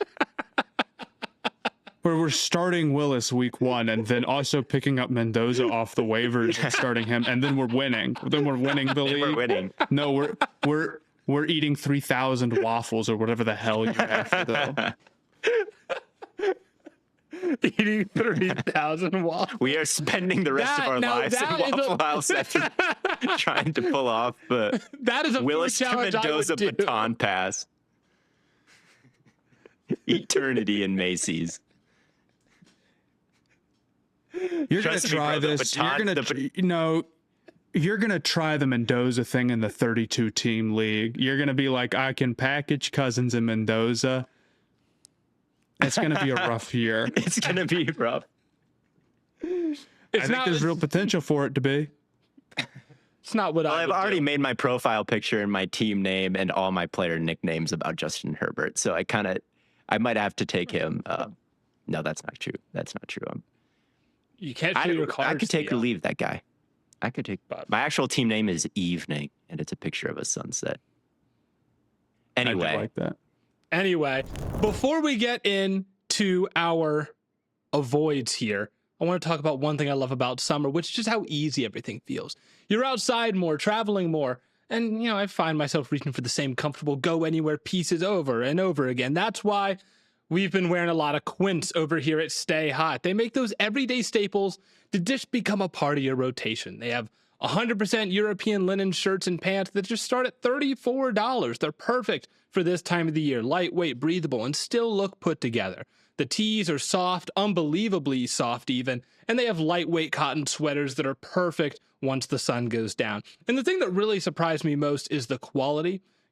Got one of their linen shirts that's become one of those pieces and you just instinctively grab because it just works with everything. Feels premium, fits great, and honestly costs way less than you would expect. Everything at Quince costs 50 to 80% less than similar brands because they work directly with ethical factories that cut out the middlemen. You're paying for quality, not a logo. And that's not just their clothing either. They've become one of the best places for home, travel, and everyday essentials as well. Make your summer wardrobe easier. Go to quince.com/stayhot for free shipping on your order and 365-day returns, now available in Canada as well. That's QUINCE.com/stayhot for free shipping and 365-day returns. Quince.com/stayhot. And honestly, feeling your best isn't just about what you wear. It's also about making sure you're taking care of yourself because life gets busy, stress piles up, and sometimes we all need a little extra support. That's why we wanted to tell you about our other good friends over at Rula. Finding a therapist is hard enough. Finding one who actually takes your insurance, that can feel even harder. That's why we really love what Rula is doing. They're a healthcare company that helps people find licensed in-network therapists, making mental health care much easier to access. One of the biggest barriers for people is cost, but Rula partners with over 100 insurance plans, and the average copay is just $15 per person or per session. Mental health care should be just as accessible as physical health care, and that's exactly what Rula is working towards. I also like that they help you find providers who fit your goals and preferences instead of just making the process feel super rushed. And with appointments available as soon as tomorrow, it's easier to actually take that first step. Thousands of people are already using Rula to get affordable, high-quality therapy that's actually covered by insurance. Go ahead and visit rula.com/stayhot to get started. That's RULA.com/stayhot. You deserve mental health care that works with you, not against your budget. Again, that is rula.com/stayhot. I want to hear who you guys are against, who you guys are lower on than consensus here going into the fantasy football season for quarterbacks. I'll go first here. I guess Jaden Daniels is kind of scaring me. I got burned on him last year though, and that might be the only reason of like I think there's real concerns with him. He's the only guy I really have on my avoid list, to be honest with you. I think everybody else is pretty reasonably priced, outside of the idea that I just think like 2 through 6, maybe even the 4 through 6, maybe even just that mid range is not value that I really love. Yeah, with him, it's just like I picked him high last year, and it blew up in my face. It was horrible, right? But and then this year, the experts are like, take him even higher this time. That's what all the consensus rankings have him. Take him even higher, even when he was in, he was like outside of the top 15, I think, in fantasy points per game. Like he wasn't necessarily lighting up the stat sheet for me, even when he was healthy, and then he got hurt. So it was just a complete disaster year.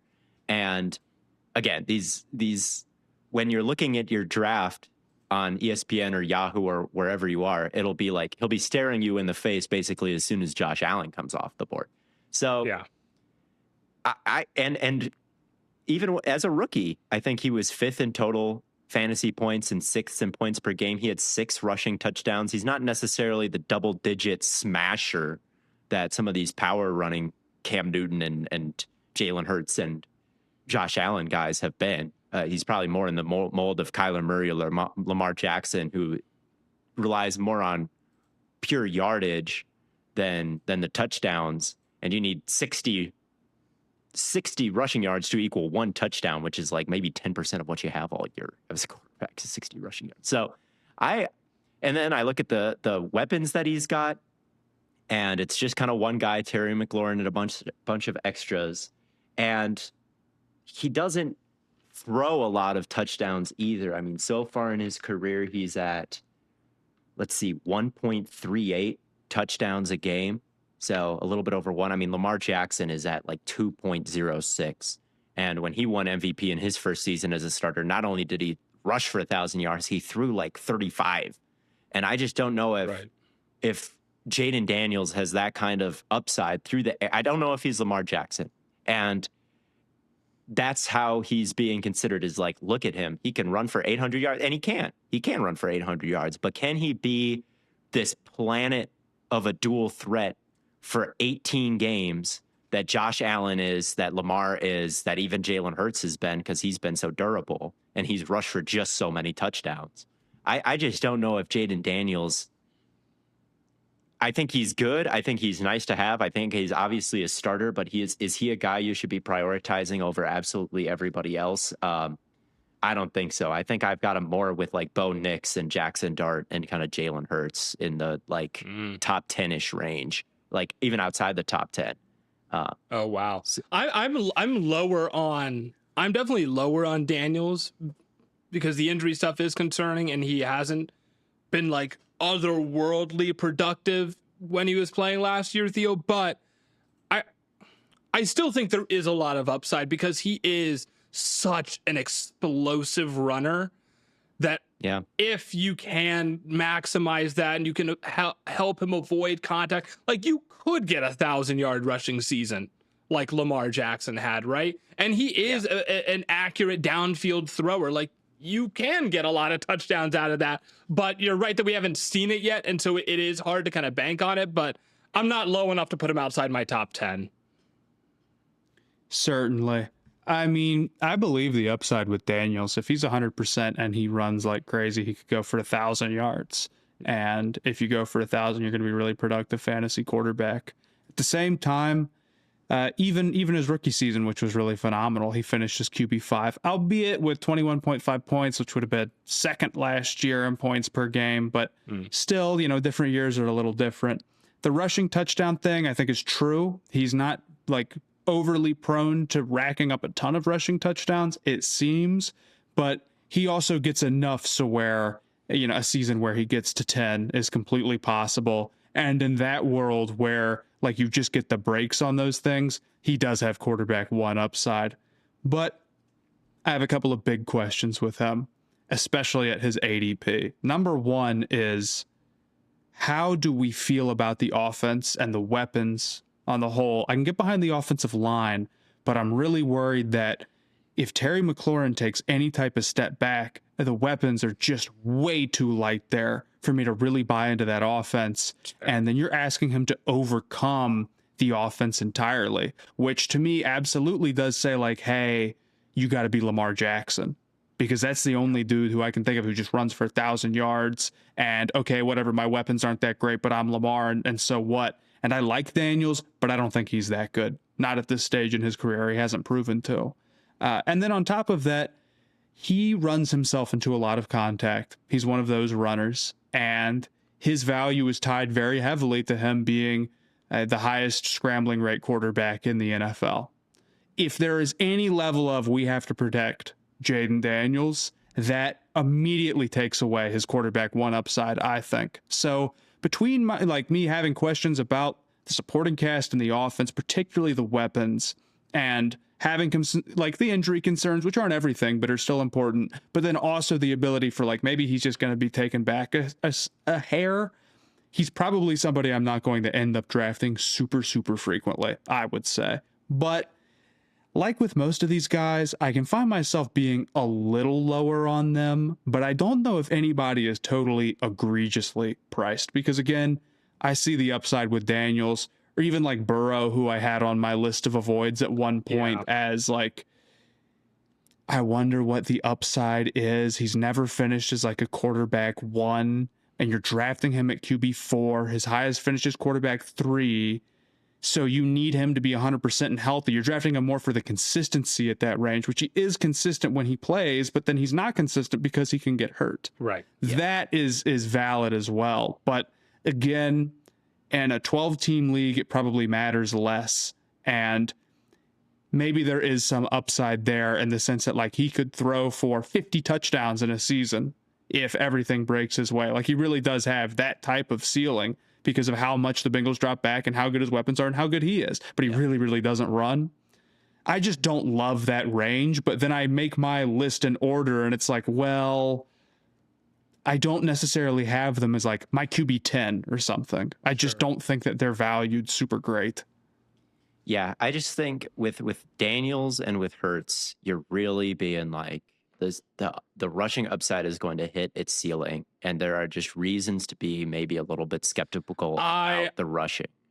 I disagree comparing Daniels to Hurts. I think Hurts's floor rushing is enough to draft him at his ADP because he's durable.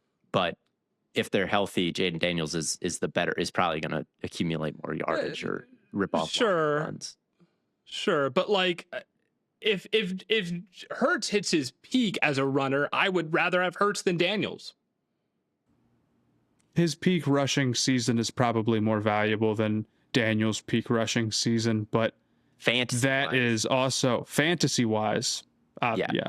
Fantasy-wise, it's more valuable, but the gap is probably pretty small, I would have to assume off the top of my head. And also, Daniels is somebody that has only played one full season. So we don't know exactly what his actual peak is. We can't look at that and say, well, this is the best he's ever done. Also, Hurts's floor is certainly worse than the only full season we've seen from Daniels in terms of rushing production. With 8 touchdowns versus a 900 yards, 6 touchdowns season, that's not even comparable. Yeah. So I think Daniels, I think I have Daniels over Hurts. But I just raise my eyebrow a little bit at that range because you're not getting multiple rounds of discount. My last concern that I'll flag with the Commanders is David Blau, the 30-year-old first-time play caller. We just don't know what that could be. Could that be he's the next Liam Cohen? Yes. Could it be that he's the next Kevin Patullo and Jaden Daniels is like phased out of the run game because Dan Quinn put the word in to protect him or something like that? Like, could we be sitting here having a discussion at week 7 or 6 of next year? Like, what is with the Commanders' offense? Like, I don't know. I just don't know because this play caller is super young, not very experienced. Maybe he has the greatest, freshest ideas ever. Maybe he's in over his head. I don't know. So but it's not like he's got Liam Cohen calling plays from all of a sudden, or that they hired Clint Kubiak or Ben Johnson or these guys who had the track records, leading great offenses from kind of nothing. Mm-hmm. Am I the only one who's going to be really low on Dart then? Why low on Dart and so high on Hurts? I don't understand this. Hurts is obviously more durable than Jackson Dart. But they win in the same way. I get they win in a. I get they win in a. They do not win in the same way. They win in a similar way. But Dart is more adamant about like seeking out contact in a way that Hurts is not. But Dart is also drafted multiple rounds below where Hurts is. That's fair. Dart's QB 10 on consensus. I have him at 19 or 18. Which like might be too low, but like I don't know if his upside is really that high. I think that he could rush for a ton of touchdowns. The one benefit that I was thinking about today that I didn't really think about last night was he's also going to get Neighbors back. And he's going to in a world where Neighbors is fully healthy and Dart is fully healthy, it's like, okay, now we're talking about a guy who could basically have, one of the best receivers in football and also maybe run for 15 touchdowns. And in that world, I get the vision. But also Dart is like a huge injury risk question mark for me. And Neighbors is a huge injury risk question mark for me. Like this Giants offense does not fit the picture of what I'm seeing for a clean fantasy season for Jackson Dart. And like more than anyone else, like if he's getting drafted as QB 10, like he's getting drafted as a starter when like really I think he will probably miss significant time. And that's just not someone I'm willing to take. If he doesn't miss time, he's definitely a starter very easily. He is, but I'm just not willing. The running matters so much. It does. The running is so important. The running is it's everything in fantasy. It's everything. You're trying, you need to be in like a beautiful, perfect situation to be in a 12-team league to be a great quarterback without the rushing. Yeah. And you can be like straight up kind of not that good. But if you run a ton, it makes up for a lot of it. Dart is a very willing runner who I think is going to be in probably a better situation overall. Maybe there is a level of like the defense isn't as bad as it was, but the defense was bad in a frustrating way with the rushing. And maybe the rushing defense is better, but the passing defense is still really bad. And maybe that's what you would prefer because you're going to get into a ton of shootouts. I know Harbaugh has said that they're running him and they're going to keep running him. They are. I don't disagree about the concerns about his injury history. And again, 32-team league. I'm not the man. I'm not the guy. I ain't going to do it. Yeah. I'm playing not to lose on some level with Dart. But in a 12-team league, I think 10 is probably a touch high, ranked above Lawrence. Give me Lawrence for sure. Give me Lawrence ranked above Mahomes. Maybe I take Mahomes too. Maybe I think I'm betting against injury with Mahomes as well in kind of a different way. Mm-hmm. But as like in terms of like being in that 10 to 14 range, maybe as a guy that you draft and then you say like, I want to get a good quality backup. That's valid to me. He does run a ton as much as I do question the health. And when I'm talking about their team record, I'm going to be like, hey, is Dart going to be good to go? But I don't think. You know who you'd win more championships with than maybe any other running back if you drafted him every year over the last couple of years? Mm-hmm. Is it Christian McCaffrey? CMC. It's CMC. Why is it CMC? Because either he's hurt and your season might be over, or your season's not even over. You have to find an answer in free agency, which is not impossible. It's not impossible if you're shrewd. It's not good, but it's not impossible. You're pretty. If you draft him 101, you're in a pretty bad You're in spot. pretty bad shape. All right, but the thing with Dart is that you don't. With Dart, you're drafting him at like 100. But right.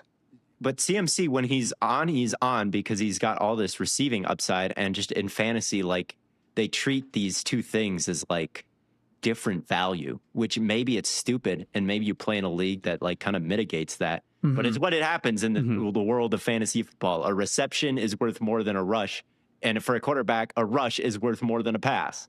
So yeah. So, but also, and I don't think Dart how could any QB1?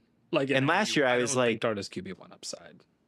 I think he easily has QB1 upside just because of the rushing, right? Because he had 9 rushing touchdowns after starting the year on the bench and going in and out of the concussion tent and missing games. Like he still had 9. So he could have 10, 11, 12, and he could have a 3,500 passing yard season with Neighbors back. He could have 4,000 passing yards if you're really, really rosy about Dart. Like he didn't have a bad passing season last year statistically without Malik Neighbors. So he's got this upside. And I remember last year being like, why would you ever touch CMC? Like you could get somebody who will just get you points on the board, right? And CMC, he had this mysterious illness, like this mysterious Achilles injury that he had to go to Germany for, and he's got tread on his tires anyway. Like, holy cow, this is just shaping up. And then he played the whole season. And then he played the whole year, didn't rip off any big runs, but was still a check down artist, and like was the overall best asset to have. Like if you're facing somebody with Christian McCaffrey last year,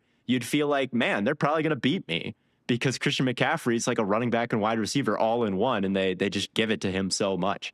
And that's the upside with Jackson Dart of like, this stupid team that I'm playing has Jackson Dart, and maybe he's not even that good, but let them get in the 10-yard line. He's following Pat Ricard after read option, and he's getting into the end zone. Like, and it's just a bear to deal with. So that's why I have Dart. And I agree with you on the injury. Like, I'm not even at QB 10 with him. I'm at QB, I think, 12 with where I've got him. Right. Or 13. We'll see how I tinker with the list. But in that range, definitely after Herbert and Williams and Trevor Lawrence and Mahomes and Stafford, who are below him, because I think Mahomes and Stafford, look, it's not everything to rush. I'll say that. You said it's everything to rush, Matt. Matthew Stafford scored more in 2025 in fantasy than Lamar Jackson did in 2023. All right. Like you can have these big seasons passing the ball, that can make up for some of this rushing stuff, like Peyton Manning in 2013 or Tom Brady in 2007. Obviously, they'd finished as QB1 in their era, but they even scored more points than than Josh Allen like ever did, like even. Yeah. So you can have these big passing years. So that's why Stafford and Mahomes are high. I don't want to completely just be like rushing touchdowns are all you need to chase, but they are important. And for Dart, I feel like if you recognize it with Hurts and have them at number 4, you've got to have Dart higher than number 18. Like there cannot be such a big gap between them because they get their points in the same way. They're dangerous. Hurts is better. Hurts is just like a better player and is healthier. He's maybe healthier. He maybe is. Historically, he like definitely is. He's like one of the most durable quarterbacks in football.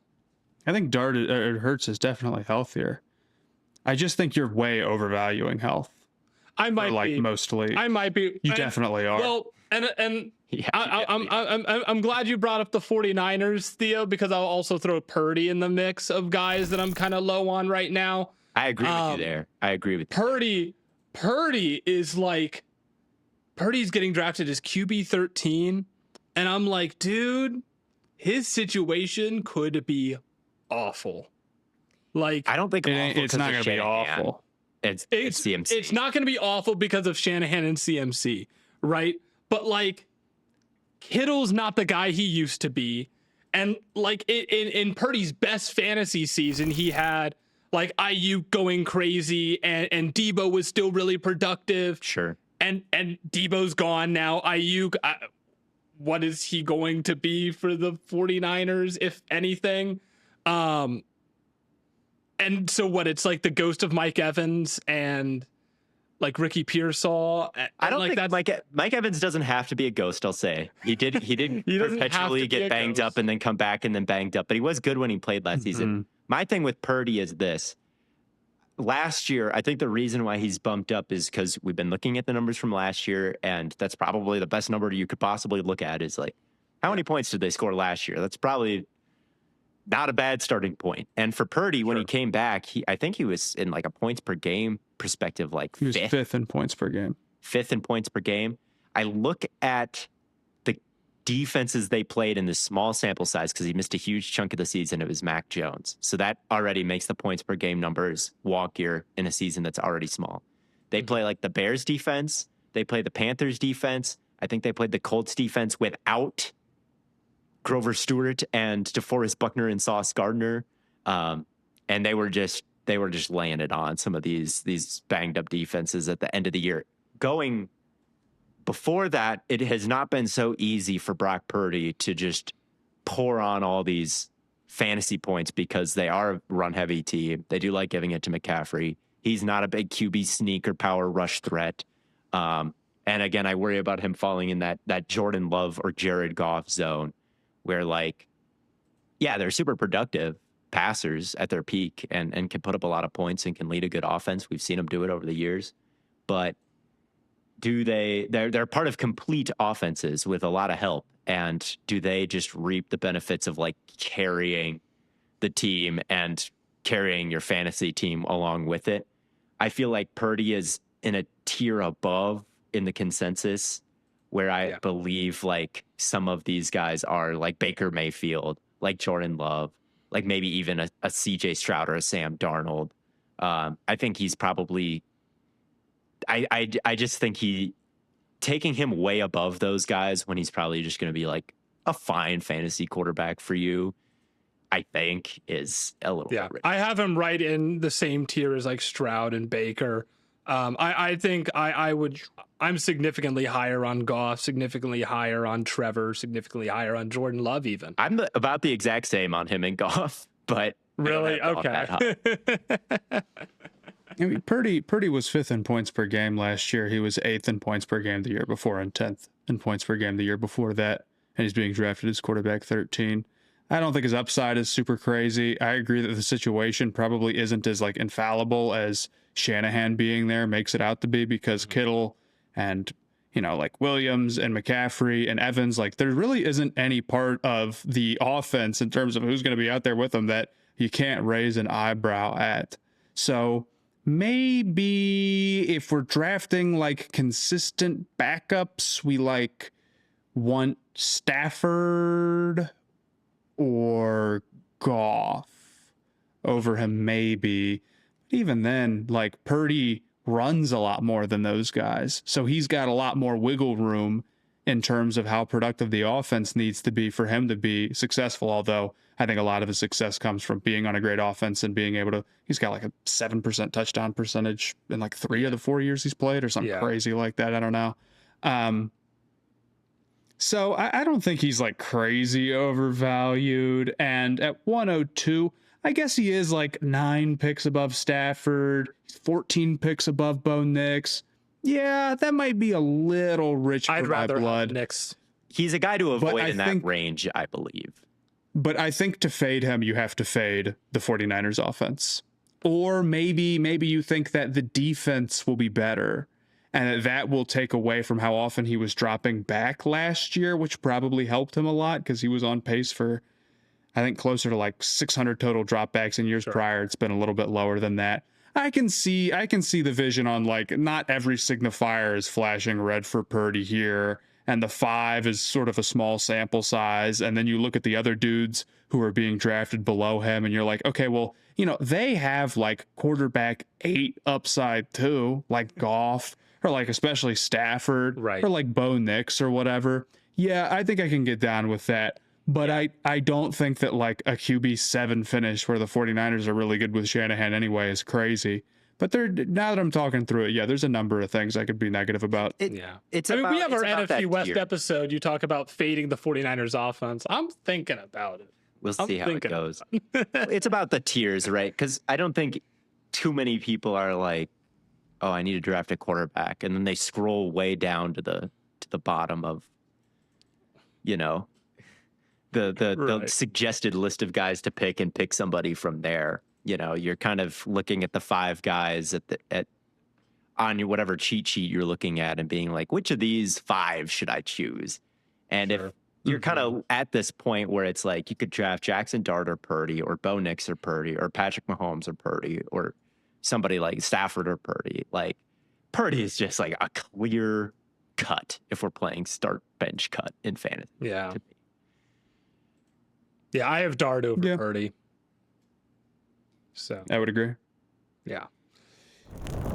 Do we want to list off our top 24? Yes. We'll have a graphic up on the screen for it. At number 1, and this is me and Theo's MVP, I'm assuming, is Josh Allen. Yes. This is the guy that you should draft super high. He's been top 3 quarterback every year since 2020, I believe. He's finished number 1 3 times, I believe.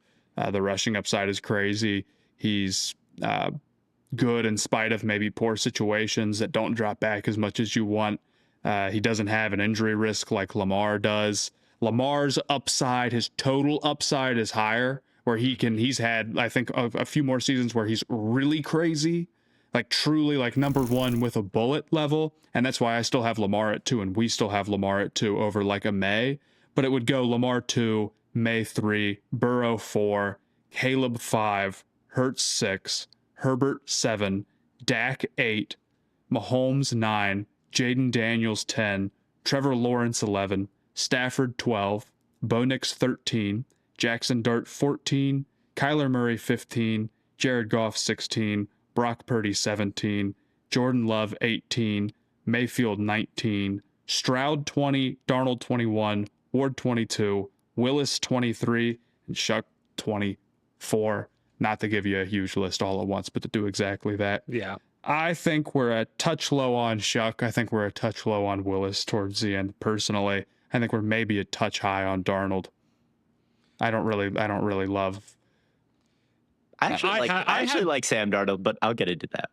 I had Darnold at 17. I think Darnold is interesting, but not someone that I'm in love with to start. But maybe that is because of Kubiak, right? And so maybe there's some level of, well, maybe now he's going to throw more, especially now that they don't have K9. Like, I could see the vision there. Yes, I'm exactly there with Sam Darnold of like, look, he's a good quarterback. And I think in 2024, he threw for way more touchdowns and yards and was a better fantasy finisher. And I wonder if Kubiak being gone and their running back duo being gone makes it more into his hands. But to start from the top, I've got Allen at number 1. That's his own tier. Mm-hmm. And then I've got I'll put Drake May at 2 to be fun, and then Lamar Jackson at 3, but that's also a tier. To me, May and Jackson is a tier. And then I've got Burrow 4, because I think they'll pass it so much, and he's got such good weapons. Like, talk about shootout defenses. And then I'll go Mahomes, Prescott, Stafford, Herbert, Williams, Lawrence. I think that puts me at 10. Hurts 11. Daniels 12, Dart 13, Nix 14, Murray 15, Goff, Purdy, Darnold, Love, Mayfield, Stroud, Daniel Jones, Cam Ward, Fernando Mendoza. No, Tyler Shuck. We'll put Tyler Shuck because he'll start. He'll start. Saints FC. I'm officially calling. No. We'll put Shuck above. We'll put Shuck above Mendoza. Daniel Jones, I'm sick to my stomach, dude. Daniel Jones should be, I think, healthy going into training camp is what I read. Sure. I'm just like, we'll see with Jones. That's whatever in that range. He's there a couple spots lower. Sure. But Darnold was 24th in points per game among quarterbacks who played at least 6 games last year. He didn't even put up 15 a match. Shuck beat him out. Damn. Shuck had more points than Darnold per game. I'm telling you, Darnold, Okay, hold up. This is kind of unrelated. Where do you guys think Darnold ranks among quarterbacks right now? Because I was looking at top 10 lists the other day just on Twitter. He was in the top 10 of every single list that I looked at. And I don't think 10. my tier. No, God, no. He's not like in top 10 discussion for me, to be honest with you. On the we finished out the consensus 10 with like rankings- Jordan Love and Caleb Williams. Like I had to pick one of those two guys to be my quarterback, knowing nothing else about the situation. Like pretty easily, I would pick Caleb Williams and then I would also go Trevor Lawrence and Jaden Daniels above him. Yeah. And then I guess the conversation starts. It starts at 13. That's exactly where he's ranked on the QB ranking quiz consensus on Blaiden. Yeah, I don't mind that ranking for him. But and maybe but it starts. It's his. But And that maybe it also starts around puts Jordan him Love. ahead of Caleb Williams and Trevor Lawrence, which He's not as good as Jordan Love. No, he's not. I agree.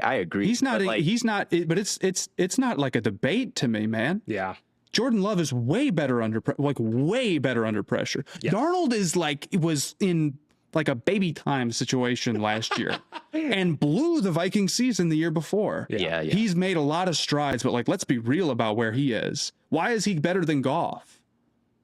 Why is he this much better than Goff? Yeah, it would be more mobile than Goff and maybe a better deep ball thrower. So I like Sam Darnold.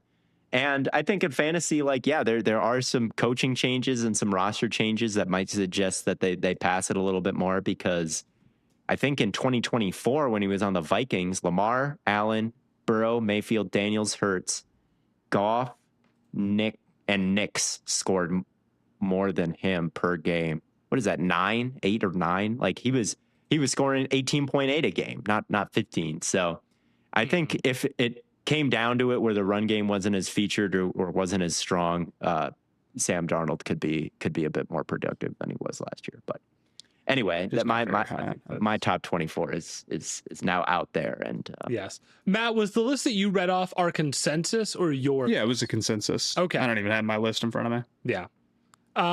I can read off my list. I have it up here, but oh, sorry, I didn't. you might be. It's a fair criticism to say that historically I am not the best fantasy footballer of all time. And so maybe you want to listen more to the consensus list where you have some. You did get out of the 32-person. That's true. I did get out of almost 32 damn near person win hell. that league last year. I did. But to be fair, you only fell because you had a psychotically bad strategy. It literally was all your fault entirely. It wasn't like you missed eval on 2 guys and like another 2 got hurt. You drafted 3 quarterbacks. And they all got hurt. But here's the thing.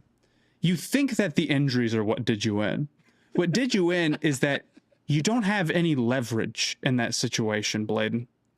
Because you need non-quarterback players. That's the issue. I swear I watched you draft a defense really high and like You drafted a defense. Truly, what Jonathan draft Taylor. Was it last year that you drafted like the Eagles defense in like round 2? You drafted Jonathan Taylor in the first round, fire. James Conner in the second. Okay. Then you drafted Cam Ward in the 3rd round. Yes. Yeah, he was the worst quarterback in football. Yeah. And then you drafted the Eagles defense in the 4th round. Psychotically bad. I don't know what draft this was. This was the 32 team last year. I was looking at this the other day. I was writing down, like, where are the quarterbacks taken? Where are the defenses taken? How's it changed over time? And like Blaiden took a defense in the 4th round. But you didn't get relegated last year. You got relegated 2 years I did. So I didn't make the playoffs last year. 3 years ago, I got relegated. 2 years ago, I got myself out of it by drafting Jalen Hurts. And then last year, I just missed the playoffs. And James Cook, correct? Yeah, I drafted Jalen Hurts and James Cook, and I was like absolutely fired. Last year, you drafted Cam Ward, and you did not get relegated. No, I did not. Shout out Jonathan Taylor, bro. Shout out. No, dude, Jonathan Taylor. This is Theo. I don't want you to go. I'm hearing this, and you're like, so you drafted Cam Ward and you didn't get out? Okay, cool. So that's the downside. He's drafting Mendoza so surely. I didn't say to draft Mendoza I didn't as high as Blaiden drafted Cam Ward. I didn't say you should draft him. But Mendoza, look, if Mendoza is your week 1 starter, it could be rough. And I think you took Cam Ward. I mean, we know how much you like Cam Ward, Blaiden. You took him for the Packers. He's goated, bro. Extremely high in our redraft. Yes. You took Cam Ward, and I'm 100% positive that it wasn't at QB 23 or whatever I'm advising. QB 24 is the last one on my list, Mendoza. I think you took Cam Ward a lot higher than QB 24. I might. Maybe you didn't, but I think you probably QBs do go earlier in the 32 team, so who knows? And that's why you can get someone like Cam Ward late. Oh, wait. Well, hold on. It's a little, there is some level of like the 32 team draft works entirely different. So if you're just listening in and you've never like thought about it, 3rd round Cam Ward probably sounds like completely psychotically insane in a way that it really isn't. Where usually about 25 quarterbacks go in the first 3 rounds because someone has to start the worst guy every week and you can get relegated. So there is actually a lot of value in not being the absolute worst. However, Ward was still a bad pick in spite of this. It just wasn't as bad as it maybe would seem. Yes. Yeah. Yes, I know Ward was a bad pick, but Ward, he's a better pick this year. He's a better pick this year. He's a better pick this year, but he is 24th on my list here, and I'll go Caleb Williams, Josh Allen, Lamar Jackson, Jalen Hurts, Justin Herbert, Drake May, Jaden Daniels, Dak Prescott, Joe Burrow, Patrick Mahomes, Jared Goff, Trevor Lawrence, Jordan Love, Matthew Stafford, Bo Nix, Kyler Murray, Sam Darnold, Jackson Dart, Brock Purdy, CJ Stroud, Baker Mayfield, Bryce Young, Malik Willis, Cam Ward. And I'm thinking I might move Willis up, honestly. Willis, now that I'm saying it out loud, feels too low. If they're 0-8, man. If they're 0-8, back to you. Let him rock. Just let him do whatever. But with Willis, he's being drafted as like he's barely being drafted in 12-team leagues. Barely. Yes. Yeah. I won't get. I just am concerned that Willis they're not as committed to Willis as maybe. Like Willis has way more upside than like Bryce Baker and Stroud. And I don't honestly, even think that's true. I don't even think that's true. Dude, how good of a season can Willis have in Miami, bro? His starting tight end is Greg Dulcich, and his best receiver is Malik Washington. Like, is it impossible to imagine Terrell that Pryor had 1,000 receiving yards, man? Anything is possible. Sure. On what team? Doing what? On how?